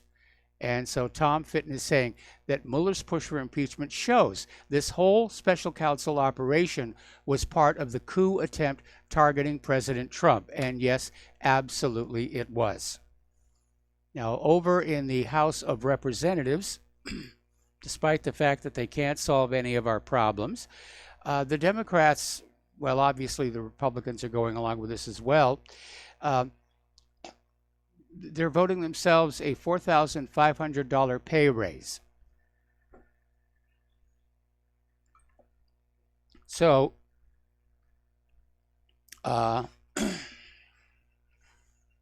right now, congressional salaries are roughly at $174,000. Obviously, people who've been there for a lot longer get a little bit more. But now with Democrats regaining control of the House, they're going to vote themselves a raise. Okay, now this story was breaking just as we went to airtime. A gentleman named Ty Clevenger filed a Freedom of Information Act request with the NSA, asking for copies of all communications between Seth Rich and a specific list of people, including Julian Assange. And the NSA confirms they have 32 pages of communications between Seth Rich and various people, including Julian Assange. But the NSA refuses to release them, saying that this is all classified because releasing this information might cause exceptionally grave or serious damage to the national security. Meaning that this documentation does confirm it was Seth Rich who was leaking the DNC data, carrying it out the door on a flash drive. It wasn't hacked by Russia. And right now we're seeing a government that is desperate to keep the lies intact, even though most people no longer believe them any longer. They're just standing up there and saying, this is the official story, and the unofficial story is now banned on social media, and you'll believe the official story if you love your country.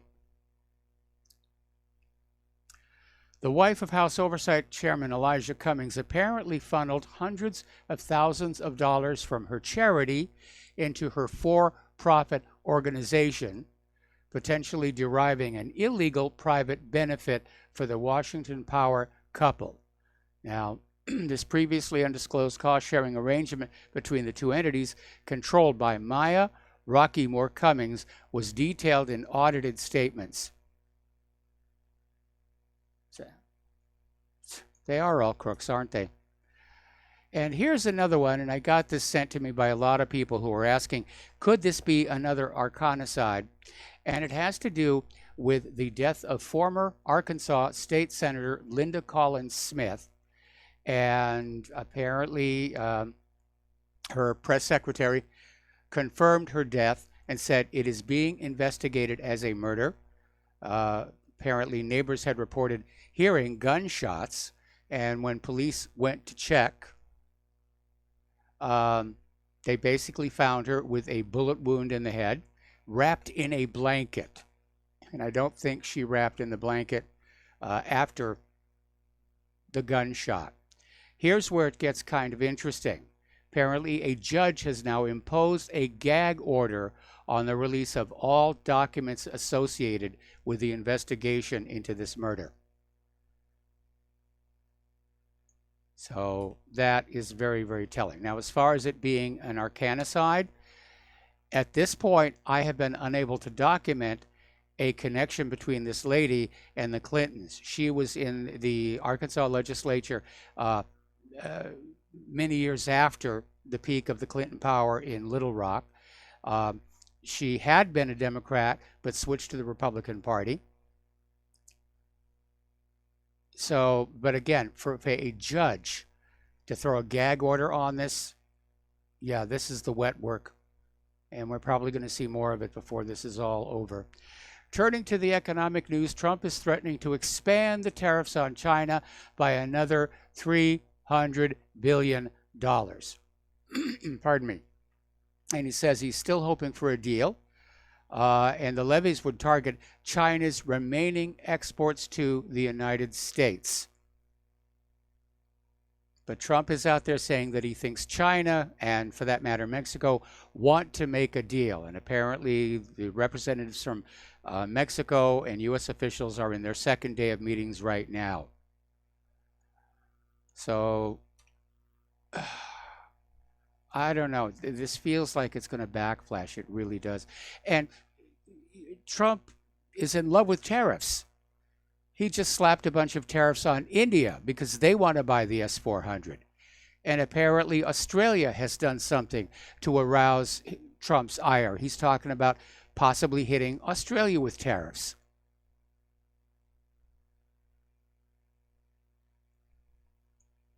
It's really out of control here. Now, Huawei has slashed as much as 30% of orders from its key suppliers following the U.S. product ban. And this puts Huawei at risk of losing its leading market share as the industry approaches 5G wireless going mainstream. And of course, that's the whole point. Trump wants U.S. companies to have the leading market share. And they don't want to compete technologically or economically because they can't. Over at IBM, the U.S. Supreme Court has agreed to hear a case between IBM and employees who have accused the enterprise computing giant of mishandling their retirement fund. Apparently, IBM is accused of pumping the staff retirement funds into a tanking stock, IBM's. And so the Supreme Court will decide whether to uphold a lower appeals court decision that ordered a trial in the class action legal battle brought about on behalf of staff enrolled in the IBM employee stock option plan. So basically, IBM management plundered the retirement fund to try and prop their stock up. That is going to get very, very ugly.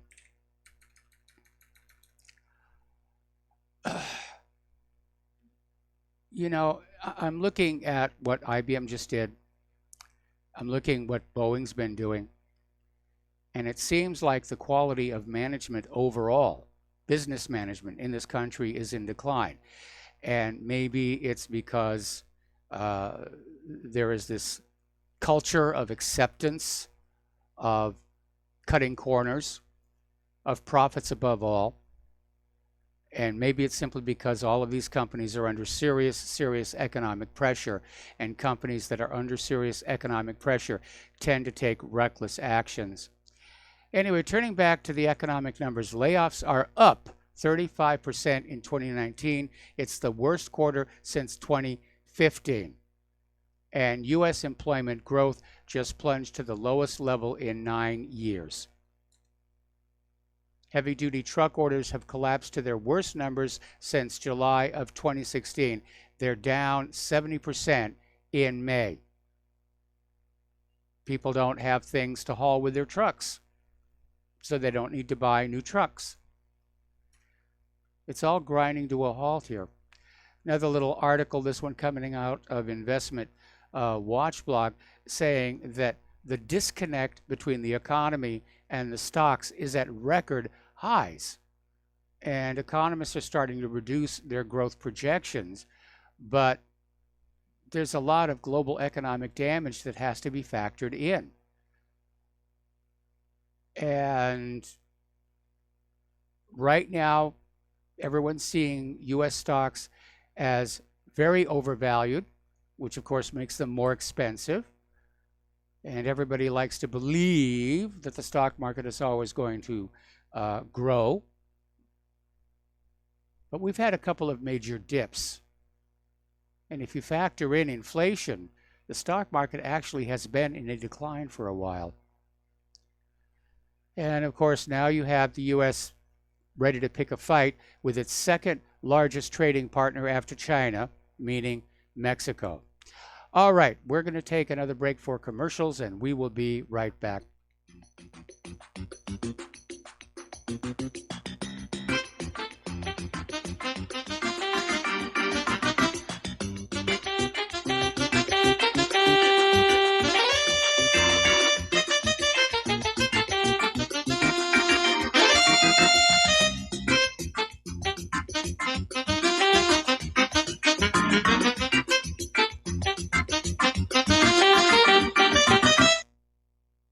Corporate media dominates the American opinion. Finding independent voices that counter this avalanche is becoming increasingly difficult. With the endless corruption running rampant throughout our government, independent voices are needed more than ever to battle the offensive against our freedoms and liberties. As a listener of RBN, no one understands this concept better than you. Now it's up to you to do your part. The time has come for you to take action and begin broadcasting the truth to hundreds or thousands of people every month. Sound impossible? Quite the contrary. With pointed slogans from LibertyStickers.com, you can reach countless sleeping Americans unaware that they live in a real-life wonderland. LibertyStickers.com has a huge inventory of political bumper stickers and messages that reflect the truth about our government, our politicians, and the future of America. With so many in stock, there's one perfect for you. Visit us today at LibertyStickers.com. Again, that's LibertyStickers.com. Do your part. Your voice is important. Let it be heard. The reviews for Extendivite are amazing. Here are some from Amazon. September 2018. Extendivite works in keeping my blood pressure in the normal range. I've been using Extendivite for many years now. May 2018. Great product. I use regularly and I rarely get sick. March 2018. This product has relieved what appeared to be angina pain in my chest and shortness of breath after climbing stairs. I'm quite happy about it. February 2018. My husband, son, and I have been using this product for a few months now, and we have noticed an improvement in our joints and blood pressure. Tell us your story. Get Extendivite today. To order, call 1-877-928-8822. That's 1-877-928-8822, or visit heartdrop.com. Extend your life with Extendovite. Do you worry a lot? If you're forgetful, nervous, moody, or overwhelmed, chances are you're not protecting yourself from the ravaging effects of stress and anxiety. No matter the cause, ongoing stress and elevated levels of the stress hormone cortisol can rob your memory, your health, your quality of life, and your future. Now you can combat the effects of stress and anxiety while improving your memory and recall at the same time with the dietary supplement Calm and Clever. Studies show that the ingredients in Calm and Clever reduce cortisol by as much as 30% in as little as 1 to 2 weeks and increase your ability to recall facts, names, and numbers in 4 to 12 weeks. Calm and Clever was created by scientist Kurt Hendricks, a principal investigator in 2 NIH-funded studies on Alzheimer's disease. Try Calm and Clever for 2 months. You'll feel the difference. Call 1-800-758-8746 or go to calmandclever.com.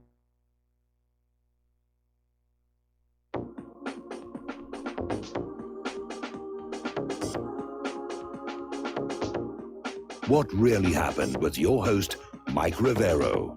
You're listening to the Republic Broadcasting Network. Here is your host, Michael Rivero. And aloha, America. Welcome back to our show here. And we're going to go back to the phones to Terry in California. Aloha, Terry. Welcome to the show. What's on your mind? Hello, Mike. I was just thinking, next time I'm driving through Florida on the freeway and I get pulled over by the Highway Patrol, and he comes up and checks my driver's license, registration, insurance, and says, "Oh, you get a tail light out." I say, "Oh, I didn't know that. I'll get it fixed." He'll say, "Okay, have a good day." And I'll say, "By the way, I think there's only 5 million killed in the Holocaust instead of 6 million. I can expect him to say, "Okay, get out of the car, put your hands on the roof, and put your hands behind your back, handcuff me, put me in the back seat of the patrol car, and take me in, throw me in the slammer, and then just wait for the charges to come." Am I anywhere near correct on what this law means? I don't know how the enforcement is going to be. I imagine that it's mostly going to be, automated scanning of social media, and anybody who's speaking out publicly to an audience. I imagine they'd be in trouble. I really don't imagine it being enforced at the individual level in a situation such as you described, but me personally, I wouldn't take the chance.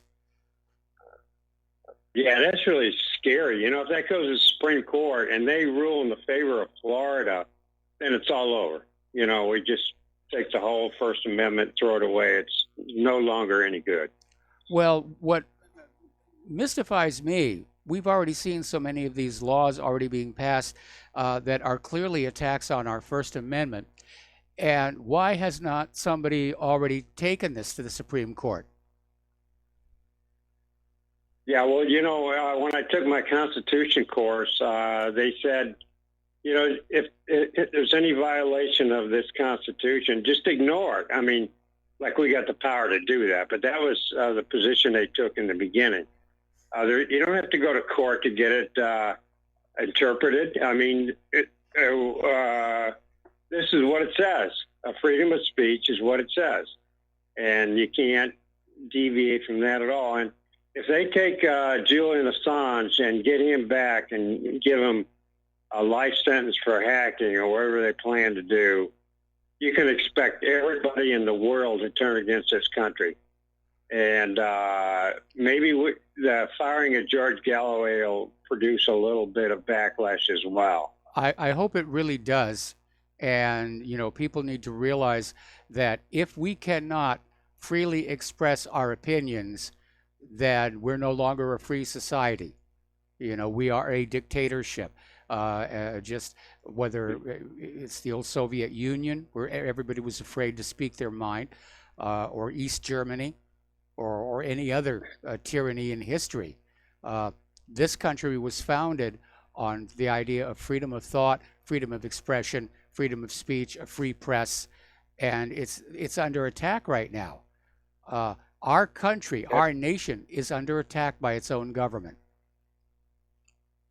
Absolutely. We know who's got control of that government. It's not us. No, it isn't. And, okay. Yeah. Do you want to stay over the break?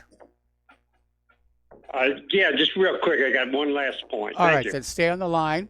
Don't hang up. I'll come right back to you.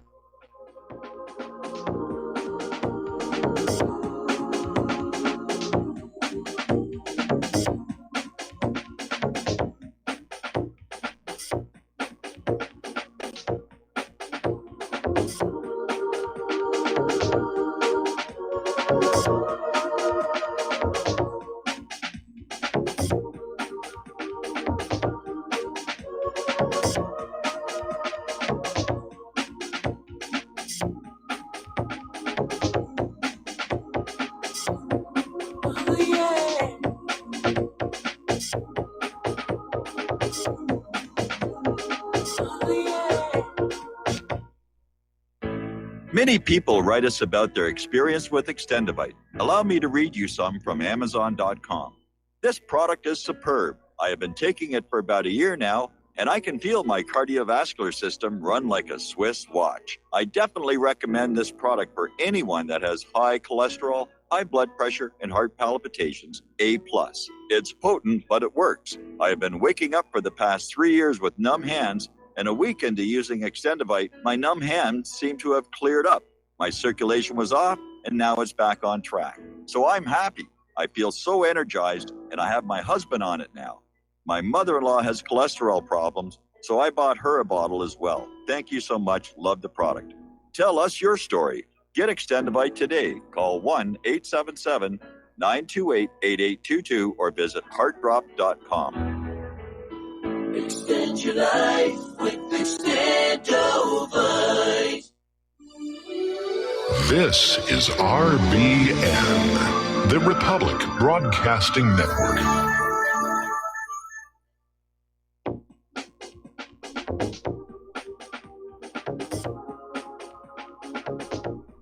What really happened with your host, Mike Rivero. You're listening to the Republic Broadcasting Network, where you'll find out what the Fukushima's going on. And aloha, America. Welcome back to our show here. And it's hour number 3. The phone lines are open, 800-313-9443.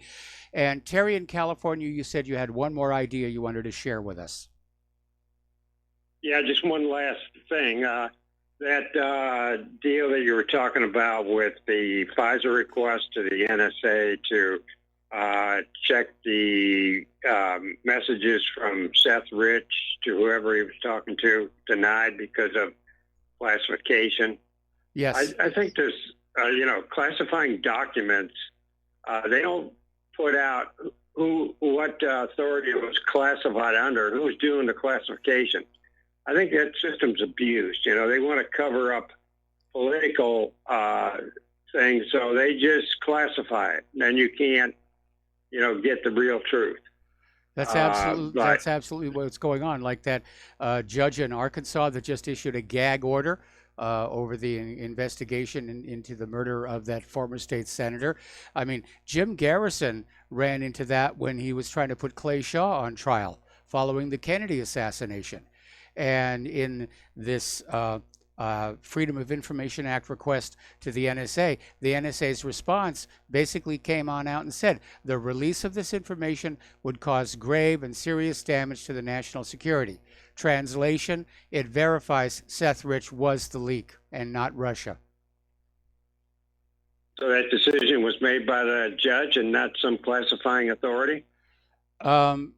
In the case of the NSA, we don't know the classifying authority, but I presume it's probably going to be somebody, high up in the Democratic establishment. Exactly. Maybe that should be public too.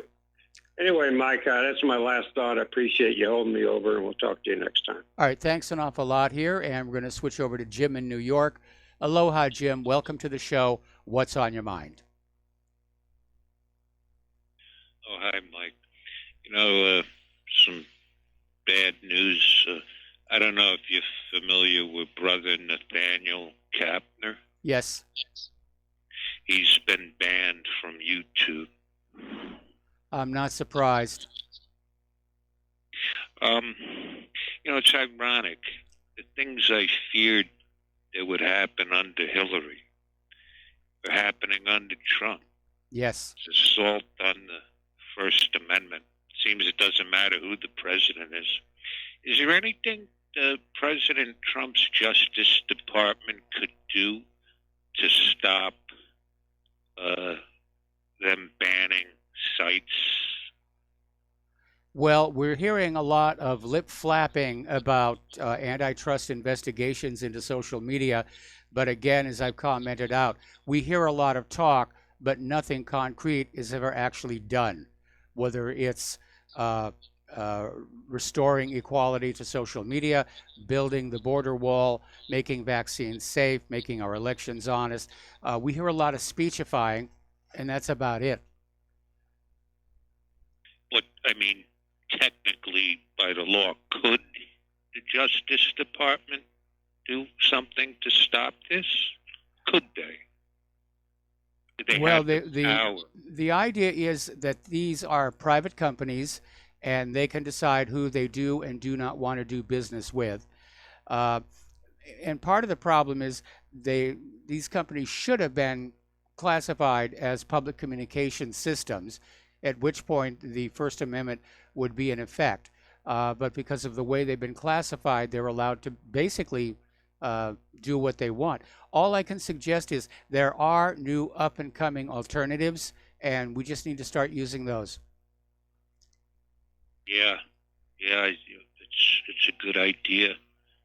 Yeah, because YouTube, just 3 years ago, I loved YouTube, and now they've banned so many good videos. If you want to say, look up something on the latest false flag school shooting, you can't find it. They give you CNN, ABC, CBS. It used to be, it'd come right up, false flag hoax, and it would, but no, you got to really search for it. It's a shame. Another point I wanted to make, the alt-right has been celebrating, how CNN's ratings are down, NBC's ratings are down. Now that's great news, but if they go to Fox, then it's not that good news, because Fox is just as bad as the other networks. Oh, yeah. I call them the neocon propaganda, war propaganda network. They have beautiful women reading war propaganda, Fox. So I tell people it's not just the liberal media. It's Fox is just as bad, in some cases worse, than CNN and the so-called liberal networks who are all pro-war.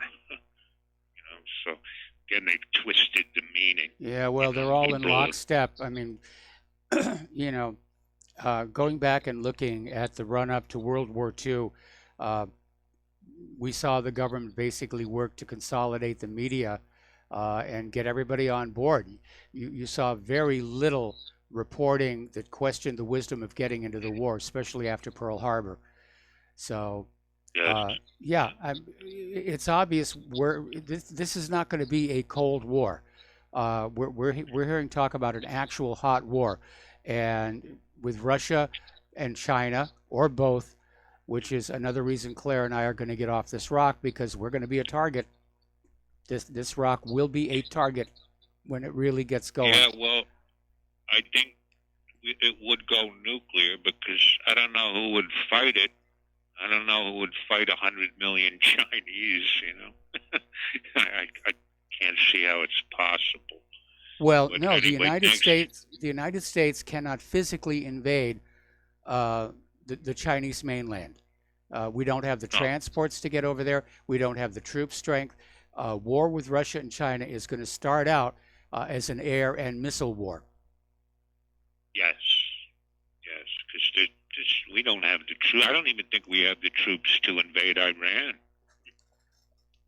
Yeah, I don't think we do either. And, after all these years, 17 years of war in all of these different countries, you think at some point the U.S. has to be running out of supplies. They got to be running out of people. The recruiters are not meeting their goals. This effort to try and get the illegal immigrants to serve in the military in exchange for a green card apparently failed.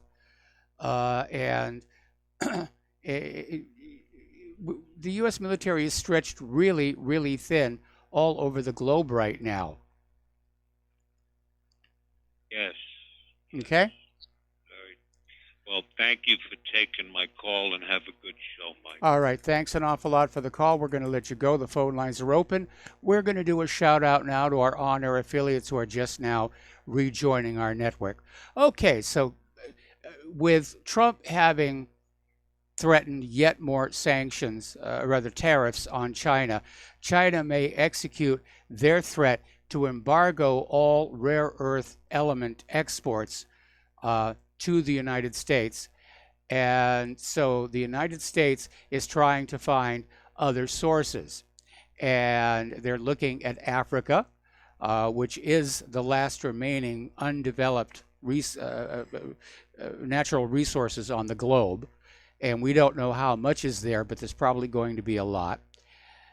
And so apparently the Pentagon is already engaged in talks with several rare earth miners around the world, including Malawi's Makongo Resources Limited and Burundi's Rainbow Rare Earth Limited, as part of plans to reduce reliance on Chinese supplies. They're saying we're looking for any source of supply outside China. We want diversity. We don't want a single source producer. And the globalists aren't going to like that, but that's the reality. And as I mentioned earlier in the show, Afghanistan is also a source of rare earth elements.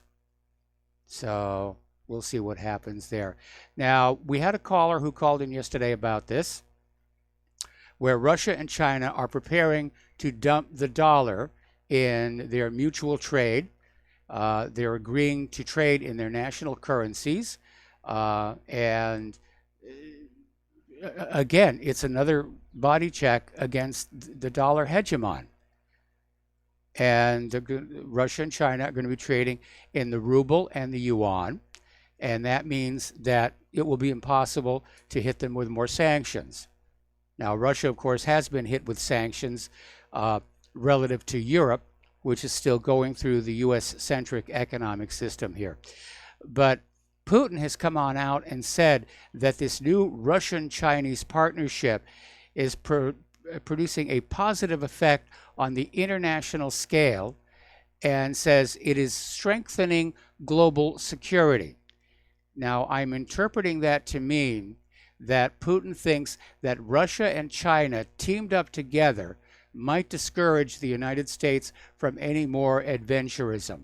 I wouldn't want to bet money on that, but it's a very good thought. So, all right. Getting on into immigration and borders and everything. There's a YouTube video. It's on the front of whatreallyhappened.com. And it features Bill Kristol, and he's actually saying white working class should be replaced by immigrants. Okay, Bill, where does the white working class go? What do they do to earn their living? But he's basically given away the agenda. The immigrants are being brought on in to keep wages and salaries low to maximize profits for corporations. And the fact that the illegal immigrants may not have the same job skills as the white working class appears to be irrelevant. Of course, with everybody pushing forward on automation, they may just figure that all the immigrant has to do is pick up this piece of metal, put it here, and hit the button. Take the thing off, put it on the cart. Now, every time you travel, and Claire and I are not looking forward to this in September, you get gone over by the TSA, and you have to have, your identification, your driver's license, passport, something like that. And yet we hear all these stories about how the illegal immigrants are being flown all over the country. Are they all on private jets or charter flights? Well, according to this article over in Government Slaves, the TSA is allowing illegal immigrants to fly without the proper documentation. So you legal American citizens, your papers, please. We must see your papers here. Okay. You snuck into the country illegally, get on board, fly the happy skies. Over in Great Britain, the politics are tumultuous. Theresa May is getting ready to step aside, and everybody's talking about what's going to happen with the next prime minister, and there are some people out there in the favorites. But it turns out there is a wild card out there. And it turns out that normally Queen Elizabeth II doesn't like to overtly exercise her control over the government. She will have private meetings with the Prime Minister to consult, encourage, and warn.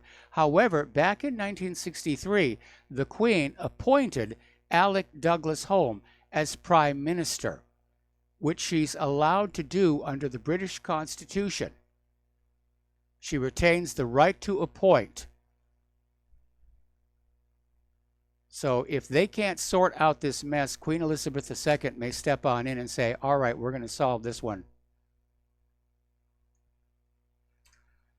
All right. Earlier in the week, there was a story about this teacher who tried to report undocumented immigrants to President Donald Trump via Twitter, which is kind of silly. I don't think Trump really reads his Twitter feed. It is just that full. But apparently, the Texas School Board has unanimously voted to fire the teacher for trying to report undocumented students. This country just is not what it used to be. Over in Sweden, the Swedish government has decided they're going to ban all religious schools. And apparently it has been deemed that religious schools are bad for society and that stopping them was a matter of integration. There is, of course, one exception. The Jewish schools are to be exempted from the ban. They'll be allowed to go on being Jewish. But the Christian schools, shut down. Muslim schools, shut down. Scientology, shut down. Pastafarian, shut down. Well, the New California Movement just held its 4th Constitutional Convention last May.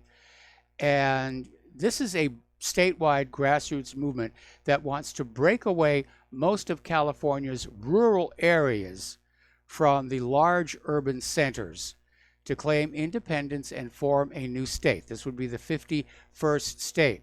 And apparently, representatives from 47 of the 58 counties in California have joined the movement, and fractions of 5 other counties have also joined. So apparently, this is really moving forward. And I can imagine the people living out there in those rural areas are looking at what's happening in these liberal stronghold inner cities like Los Angeles and San Francisco and saying, no, we need to basically break off from this before it reaches here. So, as one of our callers mentioned earlier today, this charging of Assange under the Espionage Act for printing truthful information is one of the most egregious affronts on our civil liberties in modern history. This is the crackdown, people. The government hates freedom of speech. Israel's government hates freedom of speech. They want to go back to that wonderful Cold War era where everybody thought they had freedom of speech, but they believed everything the corporate media and the government said. Well, that's gone. Corporate media ratings are plummeting. Nobody trusts the government. People are reading the independent media to try and find out just what the heck has gone wrong with this country. And that's why you have these social media corporations. Even though it is losing money for them, they're banning videos, they're blocking users. They're in a panic. They're desperate to regain control of the narrative. And I don't think it's going to work because everything that they do only calls attention to itself. And I think most people looking at it are saying, what is going on in a nation with freedom of speech? Now, over on the liberal side, of course, they're just happy as all hell.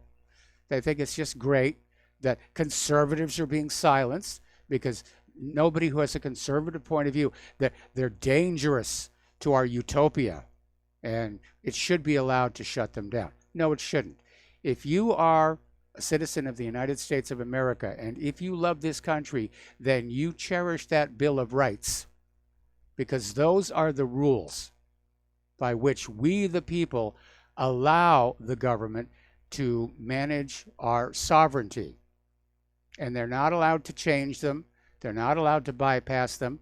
They are recognized inviolable rights.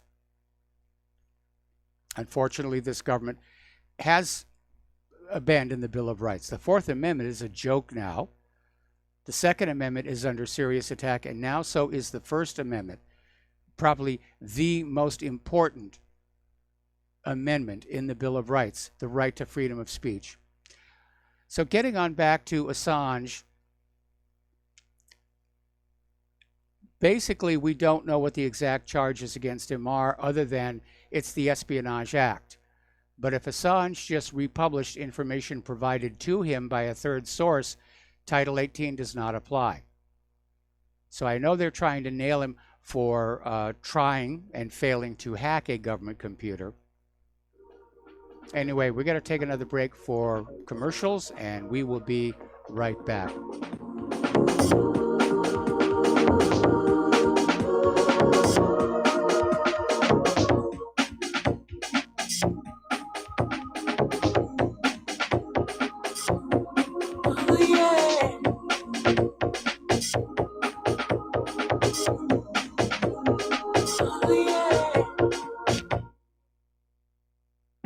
Don't regret growing old. It's a privilege denied to many. Heart disease is taking our youth from us. Young people in their 30s, 40s, 50s, and beyond are dying needlessly. One of the hardest messages I've ever had to deliver is to convince people that something natural like Extendivite should be taken as a preventative measure. I'm sure you heard an ounce of prevention is worth a pound of cure. Extendivite is that ounce. Take Extendivite for 1 year and see what your doctor has to say and how much better you feel. Herbs take time to address the problem. It took years of life to have a problem. Give Extendivite 1 year to fix the problem. Don't wait until it's too late. Call 1-877-928-8822 or visit heartdrop.com or visit us on Amazon. Extend your life with Extendovite. Folks, we're living in a world the likes of which we've never perceived any clearer than we do now. The plan for global governance has been in the works for generations and would have likely been achieved by now, but for the fact that the globalists left open their Achilles heel. With all their tools, Federal Reserve System, fiat currency, no child left behind, and then Common Core education introduced to our schools to dumb us down, vaccines, pharmaceuticals to lobotomize us, GMO foods, insertion of compromised or bought and paid for politicians, judges, mainstream media propaganda, all pieced together like a puzzle designed to ultimately bring the world under submission. But with all their strategy, they forgot one thing: knowledge. And knowledge is power. With knowledge, their bombardment is nullified. Folks, with that, as brilliant and knowledgeable as you've become, among the wisest audience of any radio audience in the world, and you are, I want you to take a moment to reflect and ask yourself, how much of that knowledge did I obtain from Republic Broadcasting Network? How high has my consciousness been raised since I've been a listener? How fast am I now able to discriminate truth from fake news by being a Republic Broadcasting listener? How clear am I now able to see the world since I've been listening to RBN? Ask yourselves those questions, folks. Then ask yourself, what is that knowledge worth to me? Like my morning coffee, how would I survive without it? A voice of truth in a sea of lies. Do we not all need to make sure it survives? Like public broadcasting, we are now finding we can only survive with listener support. Censorship, advertisers being attacked, truth itself being attacked. It's the only way through this. We at Republic Broadcasting humbly ask you to become a supporter. Look at your budget and make a determination of what Republic Broadcasting is worth to you and what you can afford on a monthly basis.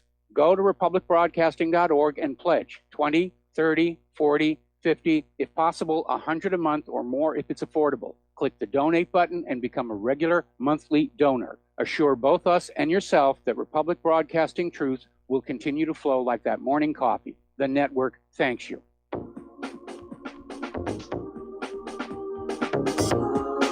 What really happened with your host, Mike Rivero. Join Mike on the air. Call toll-free 800-313-9443. 800-313-9443.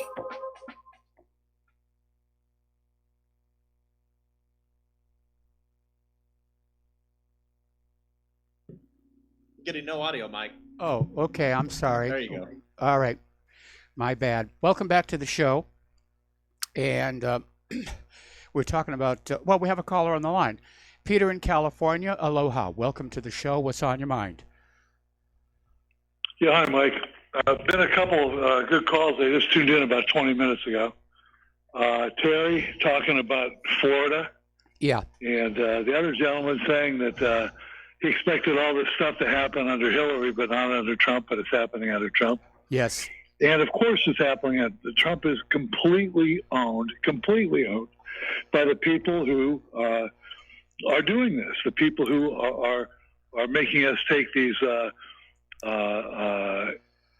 sensitivity courses for anti-Semitism in California and all the UC campuses and so on, and all these criminal laws all over the 26 states, 13 more pending, a couple of criminal things, where even in Sweden, I think there was an article I saw that you ran today that all religious schools are going to be banned except Jewish. Yes. In Sweden. This is completely driven by the people who own us. And you're right, you can't in Florida talk about Hollywood being owned, Hollywood, California, let alone Hollywood, Florida, or any other Hollywood. They own them all. Yep. And so remember how fast Dolly Parton's career evaporated when she came on out and said it's impossible for Christians to get ahead in Hollywood. Yeah. And there's a whole litany of people like George Galloway. There's a guy, just a couple of the black guys, just a couple of months ago, who said who championed the Palestinians on Twitter, or on a panel discussion somewhere, not on the air, and CNN fired him. There's a Hispanic guy, I think his name was Sanchez. He got fired. There's a million of them that have been fired. Well, George Galloway just lost his radio show. Over George a tweet. Galloway, you can't. That's right. You can't say it. Remember, what's her name? The lady from black girl from California who, oh my God, who's a civil rights and radical icon back from the '60s. Angela Davis. Yes. Angela Davis was banned from speaking at some civil rights function because they wouldn't allow her. Angela Davis, I mean, they own us. Let's get it through your minds, guys. You are owned slaves. And unless you get off your knees and confront this stuff, you're going to die on your knees. So we're going to be living like the Palestinians. Yes, exactly. And that's exactly what they have shown, by the way, with this massive control of the United States and other countries like Britain and France as well, Germany. But the United States, the banks, Hollywood, as everybody, you're not even allowed to say that. You can't even question the biggest war in history and some of the history of it because, it's either their way or the highway. They won't even broach that. But look what they've done. They've had control of. They ethnically cleansed. They founded Israel on terrorism and ethnic cleansing and massacres, rapes. Then they lied about it in the press for 70 years until now everybody knows that it was ethnic cleansing and terrorism, and that Begin and Shamir and all those guys were actually fuse-lighting, trigger-pulling terrorists themselves, murdering terrorists. Half their prime ministers have been terrorists. And they've ruled over a population that has been a majority to a large extent, and they have been horrible. We have been found incapable of running a democracy and and overcoming their own doctrines of racial superiority. They strut around like the Germans in World War II. Yeah, and that's the same reason why the Germans lost the war. You can't say that either. Yeah, well, you can't say that either. It's just, let's get off, recognize what this is, people, and you know what? Stand up against it. It just is nuts. The other day, what's her name? Kamala Harris, my senator, gave a speech, and by the way, went to some classified Israeli meeting with all the Jewish lobby groups and all the Democratic candidates. Nobody's allowed in to hear what they said. But apparently in the last speech she made, she mentioned she fawned over Israel 14 times in one speech. And and everybody's making their pilgrimage to Israel in order to get funding, in order to make sure that the Mossad doesn't dirty trick them out of the campaign, out of their chance for the presidency. It's a must stop. You're not going to be president of the United States unless the fifth column run by this foreign government approves you. And look, we have the wars, to prove it. We're fighting all their wars to prove it. So whatever. I haven't called in for a while, but I had to let it build a little bit, Mike. Yeah, I understand that. Okay, well, Peter, thank you very much for the phone call. We're going to have to take another break for commercials, and we'll be right back.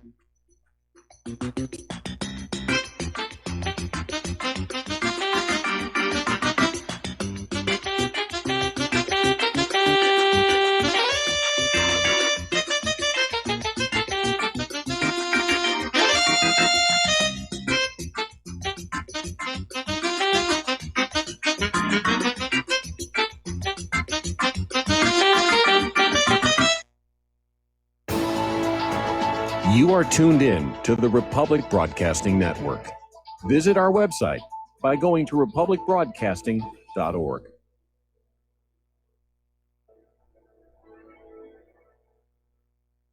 Tired of being lied to by mass media? It's growing more and more apparent today that news is received less and less through standard media outlets. Even with a growing audience every day, RBN is beginning to direct more efforts into social media. Social media and the use of the internet is fast becoming the primary source of people for news, regardless of demographic. RBN has set out to provide some of the best news on the internet through republicbroadcasting.org, and also has begun to use the tools to our advantage by way of social media. Republic Broadcasting is now operating a Facebook page to function as yet another avenue to have our collective voice reach new audiences across not only America, but across the globe as well. The Facebook page features not only news, but also an RBN player to listen to our broadcasts.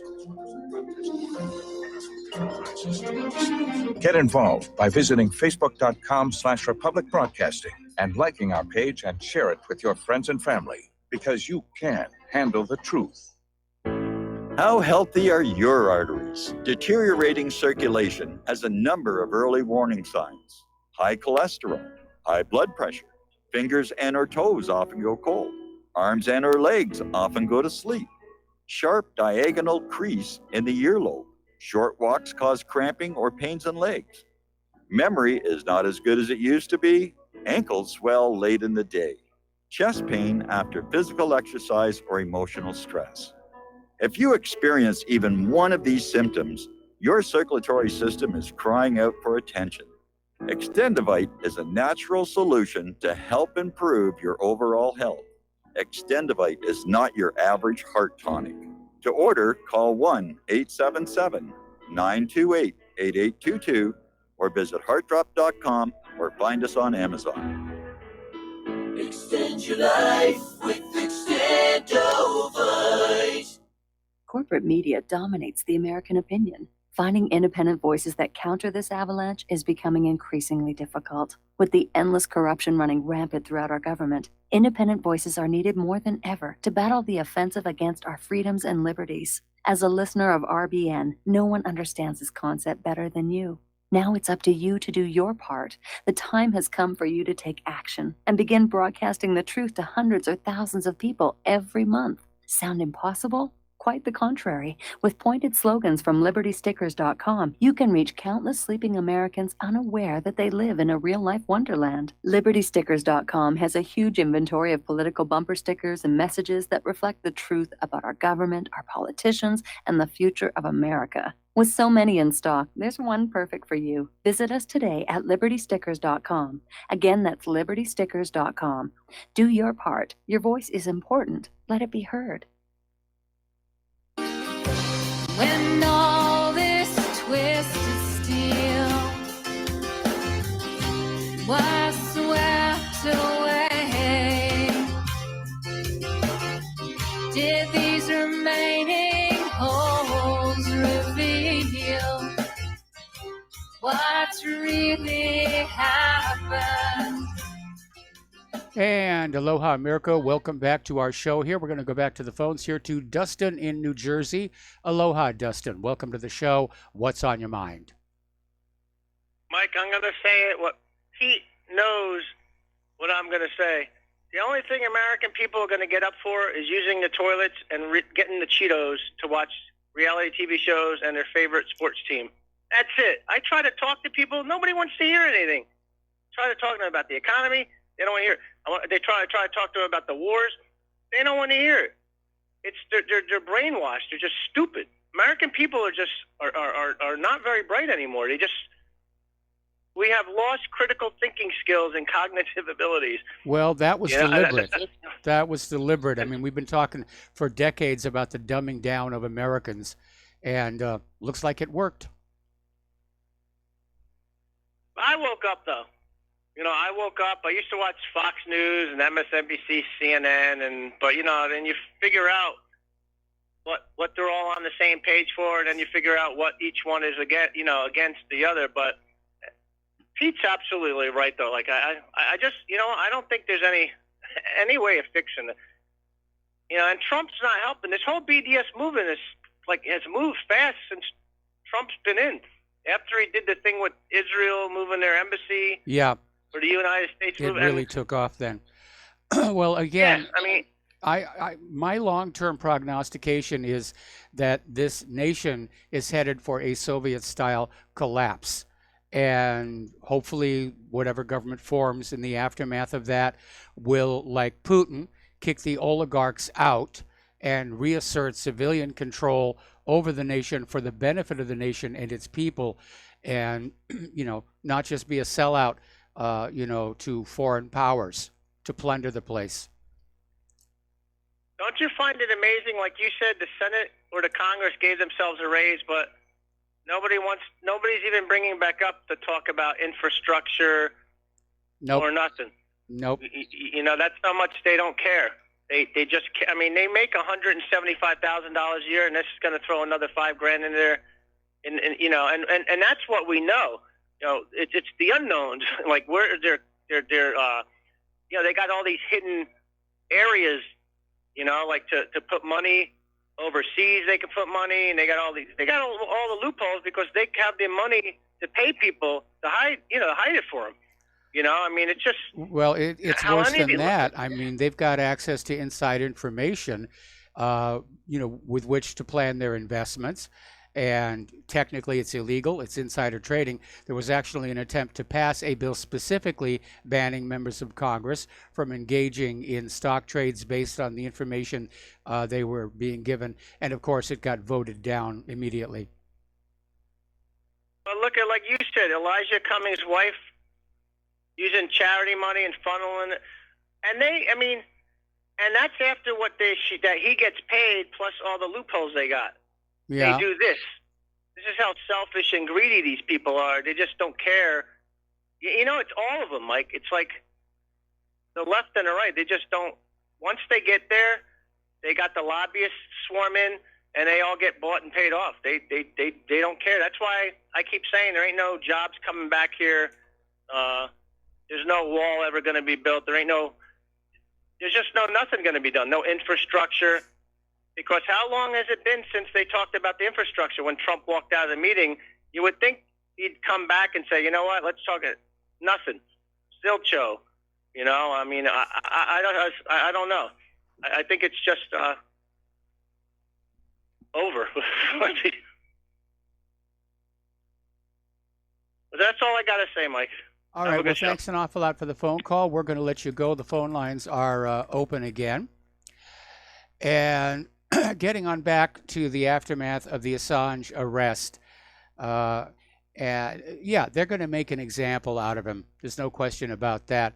But we're starting to see a war on journalism, not just independent, but even mainstream, all around the world. And it's typified by the situation down in Australia, where the Australian Federal Police have conducted 2 raids on journalists and seized documents over just 2 days. And apparently this related to a 2017 investigative report by the Australian Broadcasting Corporation on possible war crimes committed by Australian forces in Afghanistan.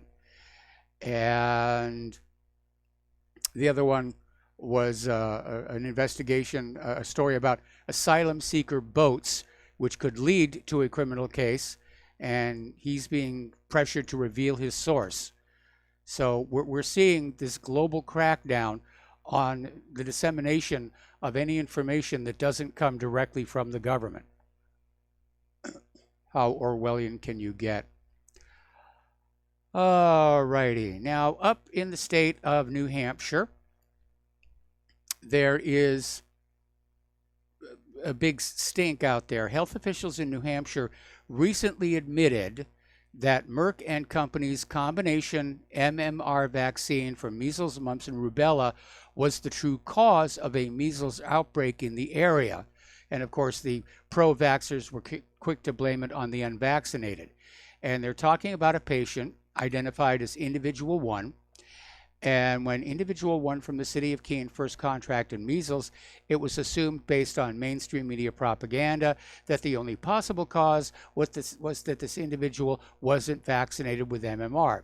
But as it turns out, this individual was vaccinated with MMR. And we now know that adverse reactions caused by MMR caused the individual to develop measles. Now, tests were conducted by local health authorities. They weren't pleased with what they found, but they determined that Individual 1 became ill as a consequence of being vaccinated with MMR. She got the shot, then she became sick. And this is not the first time we've heard stories like this, where the vaccines are actually causing the illness they're supposed to protect you against. But it's big business. It's a lot of money.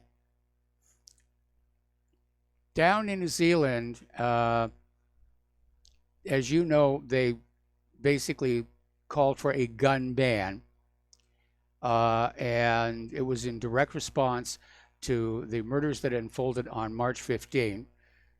50 people were killed, and New Zealand basically ordered all of the New Zealanders with guns to turn them in, and only 530 people did out of 300,000 registered gun owners.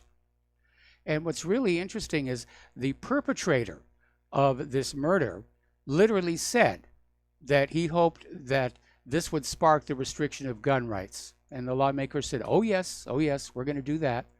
We're definitely going to do that. Okay. We've been talking about the continuous invasion of our privacy. All of our devices are spying on us. They're collecting information. Everywhere you go on the web, it's being collected. And there's an interesting article with a unique perspective. It came out of the Daily Mail, basically saying that data is the new oil. And the rise of the internet-connected smart products means the private information is increasingly valuable to companies. And they're warning about gadgets like Alexa and Google Assistant that are very popular, but people need to be aware of the dangers. Televisions, thermostats, door locks, light bulbs, bathroom scales, and toothbrushes can now all connect to the internet and collect and transmit data about your personal behavior. So Professor Chris Speed and Joe Lindley, who are experts on the Internet of Things, are questioning what happens to the data collected by these devices and who gets to use it. Because data is now a prized commodity as valuable as oil. So, now, you know that the United States basically invented the internet. Originally the ARPANET, now the internet. But like so many other American inventions, it's been allowed to just sort of stagnate. And right now, US mobile download speeds are only half that of Canada. South Korea tops the list in the entire world of mobile download speed. And we know that we're always taught or told by the various companies, internet companies, mobile download speeds or just download speeds of thus and such, you never really get it. You never really get it. So considering that we led the world into the internet age and now we're being left behind. Over in Russia Today, they're commenting on the YouTube cracking down on pundits and journalists after the policy change, saying they're clamping down on hateful and supremacist videos, and they're out there banning like crazy. Like that caller said earlier, Brother Nathaniel, they've banned all of his stuff. And basically, YouTube is saying it will be specifically prohibiting videos alleging that one group or another is superior to another to justify discrimination, segregation, or exclusion. I wonder if that applies to videos made in Israel denigrating the Palestinians or attacking BDS. Other videos that don't strictly violate YouTube's rules will be subject to demonetization and other measures, rented lips, to restrict their viewership. So yeah, Orwell is out there spinning in his grave. He wrote that book as a warning, not as an instruction manual. Another article, this one coming on out from consumeraffairs.com, and it's talking about how people were trying to post reviews on Amazon, specifically about books, and how Amazon seems to arbitrarily decide what reviews will remain visible and don't. And the particular case illustrated here was somebody wrote a very positive review about a book that is perhaps, shall we say, not politically correct. Amazon deleted the review, saying that they were convinced the person posting the review had to be friends with the author, and therefore the review could not be an honest one. Well, they didn't actually know whether that was the case or not. That's just the excuse they came on out with. So even on Amazon, they're trying to shape the marketplace. These books are good. These books are bad. You don't want to look at these bad books here. Okay, apparently there is a new remote command execution security flaw that has been determined to impact nearly half the internet's email servers. And security researchers from Qualys basically said the vulnerability affects XIM, a mail transfer agent, which is software that runs on the email servers to relay emails from senders to recipients. And according to a June 2019 survey of all mail servers visible on the internet, 57% of all email servers run XIM, although different reports would put the number of XIM installations at 10 times that number at 5.4 million. So better get that patched. And speaking of getting patched, it is now being estimated that the cryptocurrency ransomware attack on Baltimore City will cost at least $18 million. And, for the last 3 weeks, Baltimore couldn't issue building permits, business licenses, residents couldn't buy or sell homes. The city was ground to a halt by the fact that everybody is dependent on this computer system. And Baltimore has already paid $4.6 million for recovery efforts and may spend an additional $5.4 million in the second half of the year. And the remaining $8.2 million is from the loss or delayed revenue or loss of interest and penalty income. So, but they are making progress. And as of Tuesday, 35% of city employees had their email accounts restored. They're saying the entire system may be up by the end of the week. Now, of course, the NSA was out there. This code came from the NSA. There was a leak or a hack, and this code got out there. And it meant that the NSA itself couldn't use it anymore because everybody knew about it, and that hackers and cyber criminals could use it against computers that weren't hardened against it. And the NSA has been wagging their finger at Baltimore saying, you knew this was out there. Well, why didn't the NSA do something about it? Why didn't they put out some kind of protective software and say, install this on your computer and this malware will not be able to break in? Or even better, where has the NSA been over the last 3 weeks? They're supposed to be this amazing, high-tech, ultra-nerd computer experts, networking experts. Can't they find where the ransomware came from? So they look more like bumbling fools. First of all, for losing these very potent hacking tools and then not following up on it. Not being able to find the hackers, the cyber criminals. Remember, we had that article a while back where somebody who was running a ransomware as a service website decided to shut down, saying, we've made enough money, we're going to have a well-deserved retirement. They got off scot-free. Maybe I should give up radio and the website and become a cyber criminal myself. Nothing's going to happen to me.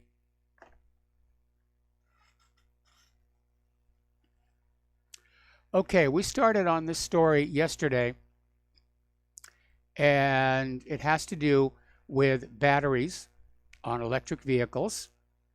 And right now, the batteries are the most expensive part of an electric vehicle. And it's one of the reasons costs are still very high. And there's been a breakthrough by a team of German scientists that have come up with a new idea that is going to lower the cost of the battery and increase its energy density all at the same time. We've got to take a break for commercials. Back with the last segment of our program after these few words.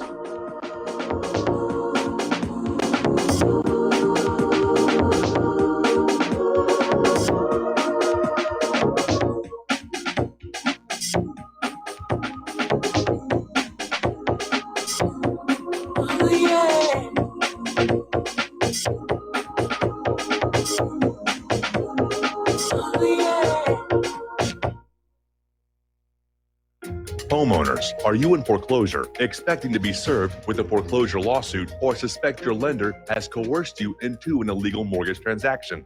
A huge number of mortgages made in the last 10 years have legal issues and are possibly defective. State laws and the U.S. Supreme Court have upheld that defective mortgage documents are grounds for foreclosure defense and for counterclaims in favor of the homeowner. If your mortgage has been sold or assigned since closing the loan, it may be defective and you may be paying the wrong party, and the lender may not have standing or the right to foreclose or collect payments under the law. If you would like to know if your mortgage is legal or not, or know if you are paying the right party, we can help. Our initial consultations are free of charge. We are not attorneys. We are legal researchers and work closely with experienced lawyers who know how to help you find the evidence to help you keep your home. Call toll-free 1-855-2-KEEP-IT. That's 1-855-2-KEEP-IT today. Without the right accessories, any guy can be off the mark. Whether you've invested thousands in your arsenal or you own a single trusted firearm, a visit to AROutfitting.com is in order. It's one of the finest online selections of tactical optics and AR parts and add-ons, like EOTech, quick target acquisition with no peripheral loss. Browse the full range of Nikon scopes and binoculars. AROutfitting.com can illuminate your world with Streamlight gun-mounted lights from keychain to large handhelds up to 1,100 lumens.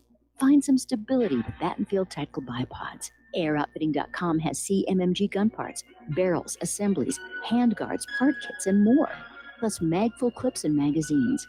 I know I've got you excited, so take a breath. Head to AirOutfitting.com. The site's super easy to navigate and features a ton of technical info, including links to manuals. We also welcome vendor and manufacturer inquiries. Remember, if you don't see it, we can get it at AirOutfitting.com. Tired of being lied to by mass media? It's growing more and more apparent today that news is received less and less through standard media outlets. Even with a growing audience every day, RBN is beginning to direct more efforts into social media. Social media and the use of the internet is fast becoming the primary source of people for news, regardless of demographic. RBN has set out to provide some of the best news on the internet through republicbroadcasting.org, and also has begun to use the tools to our advantage by way of social media. Republic Broadcasting is now operating a Facebook page to function as yet another avenue to have our collective voice reach new audiences across not only America, but across the globe as well. The Facebook page features not only news, but also an RBN player to listen to our broadcasts. Get involved by visiting facebook.com/Republic Broadcasting and liking our page and share it with your friends and family, because you can handle the truth. What this country is coming to, I sure would like to know. If they don't do something by and by, the rich will live and the poor will die. Doggone, I mean the panic is on. Can't get no way, can't draw no pay. And aloha, America. Welcome back to our show. Last segment of our program today, and we're talking about a breakthrough in the manufacturing of batteries for electric vehicles. So over at the Fraunhofer Institute for Material and Beam Technologies, they've devised a new production process that features coating the electrodes of the batteries with a dry film of chemicals rather than liquids. And this process is less energy intensive, which means it's less expensive.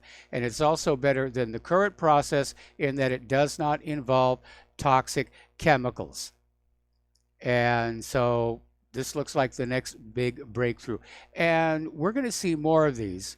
And I'm one of those people who thinks electric vehicles are the way of the future. The only part we're missing is a clean way to create the electricity to recharge them with.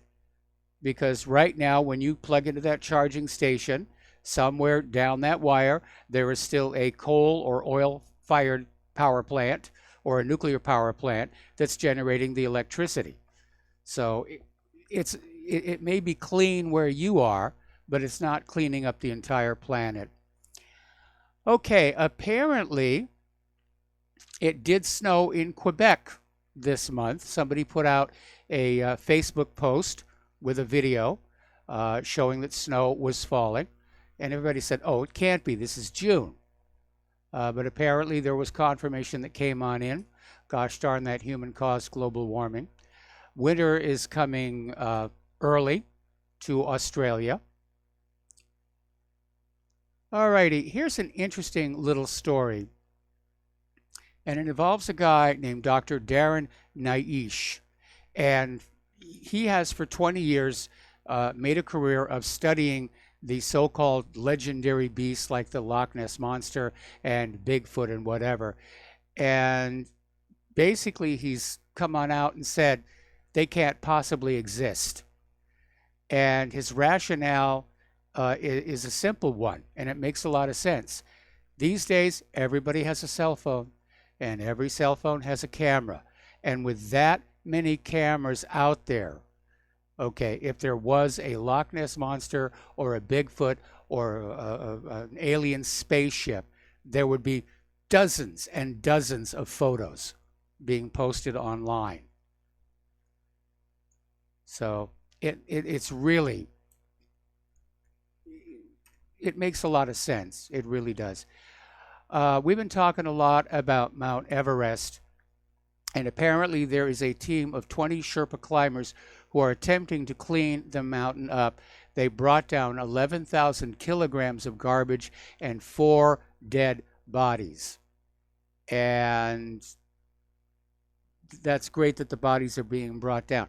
I'm wondering if one of them might be Andrew Sandy Irvine, who was George Mallory's climbing partner, because it's never been settled whether Mallory made it to the top and died on the way back down. And the problem is the camera he was carrying was gone, and people were thinking, well, maybe Andrew had it to take the picture of Mallory at the top. There's the music time for me to get on out of here. I got to do the Jim Goddard show. Stay tuned for John Stadmiller. I'm sure he's got lots of interesting things to share with you. Please share everything that you know. Talk to your friends. They're trying to silence the American people. We must not allow that to happen. We'll be back tomorrow. Aloha, America.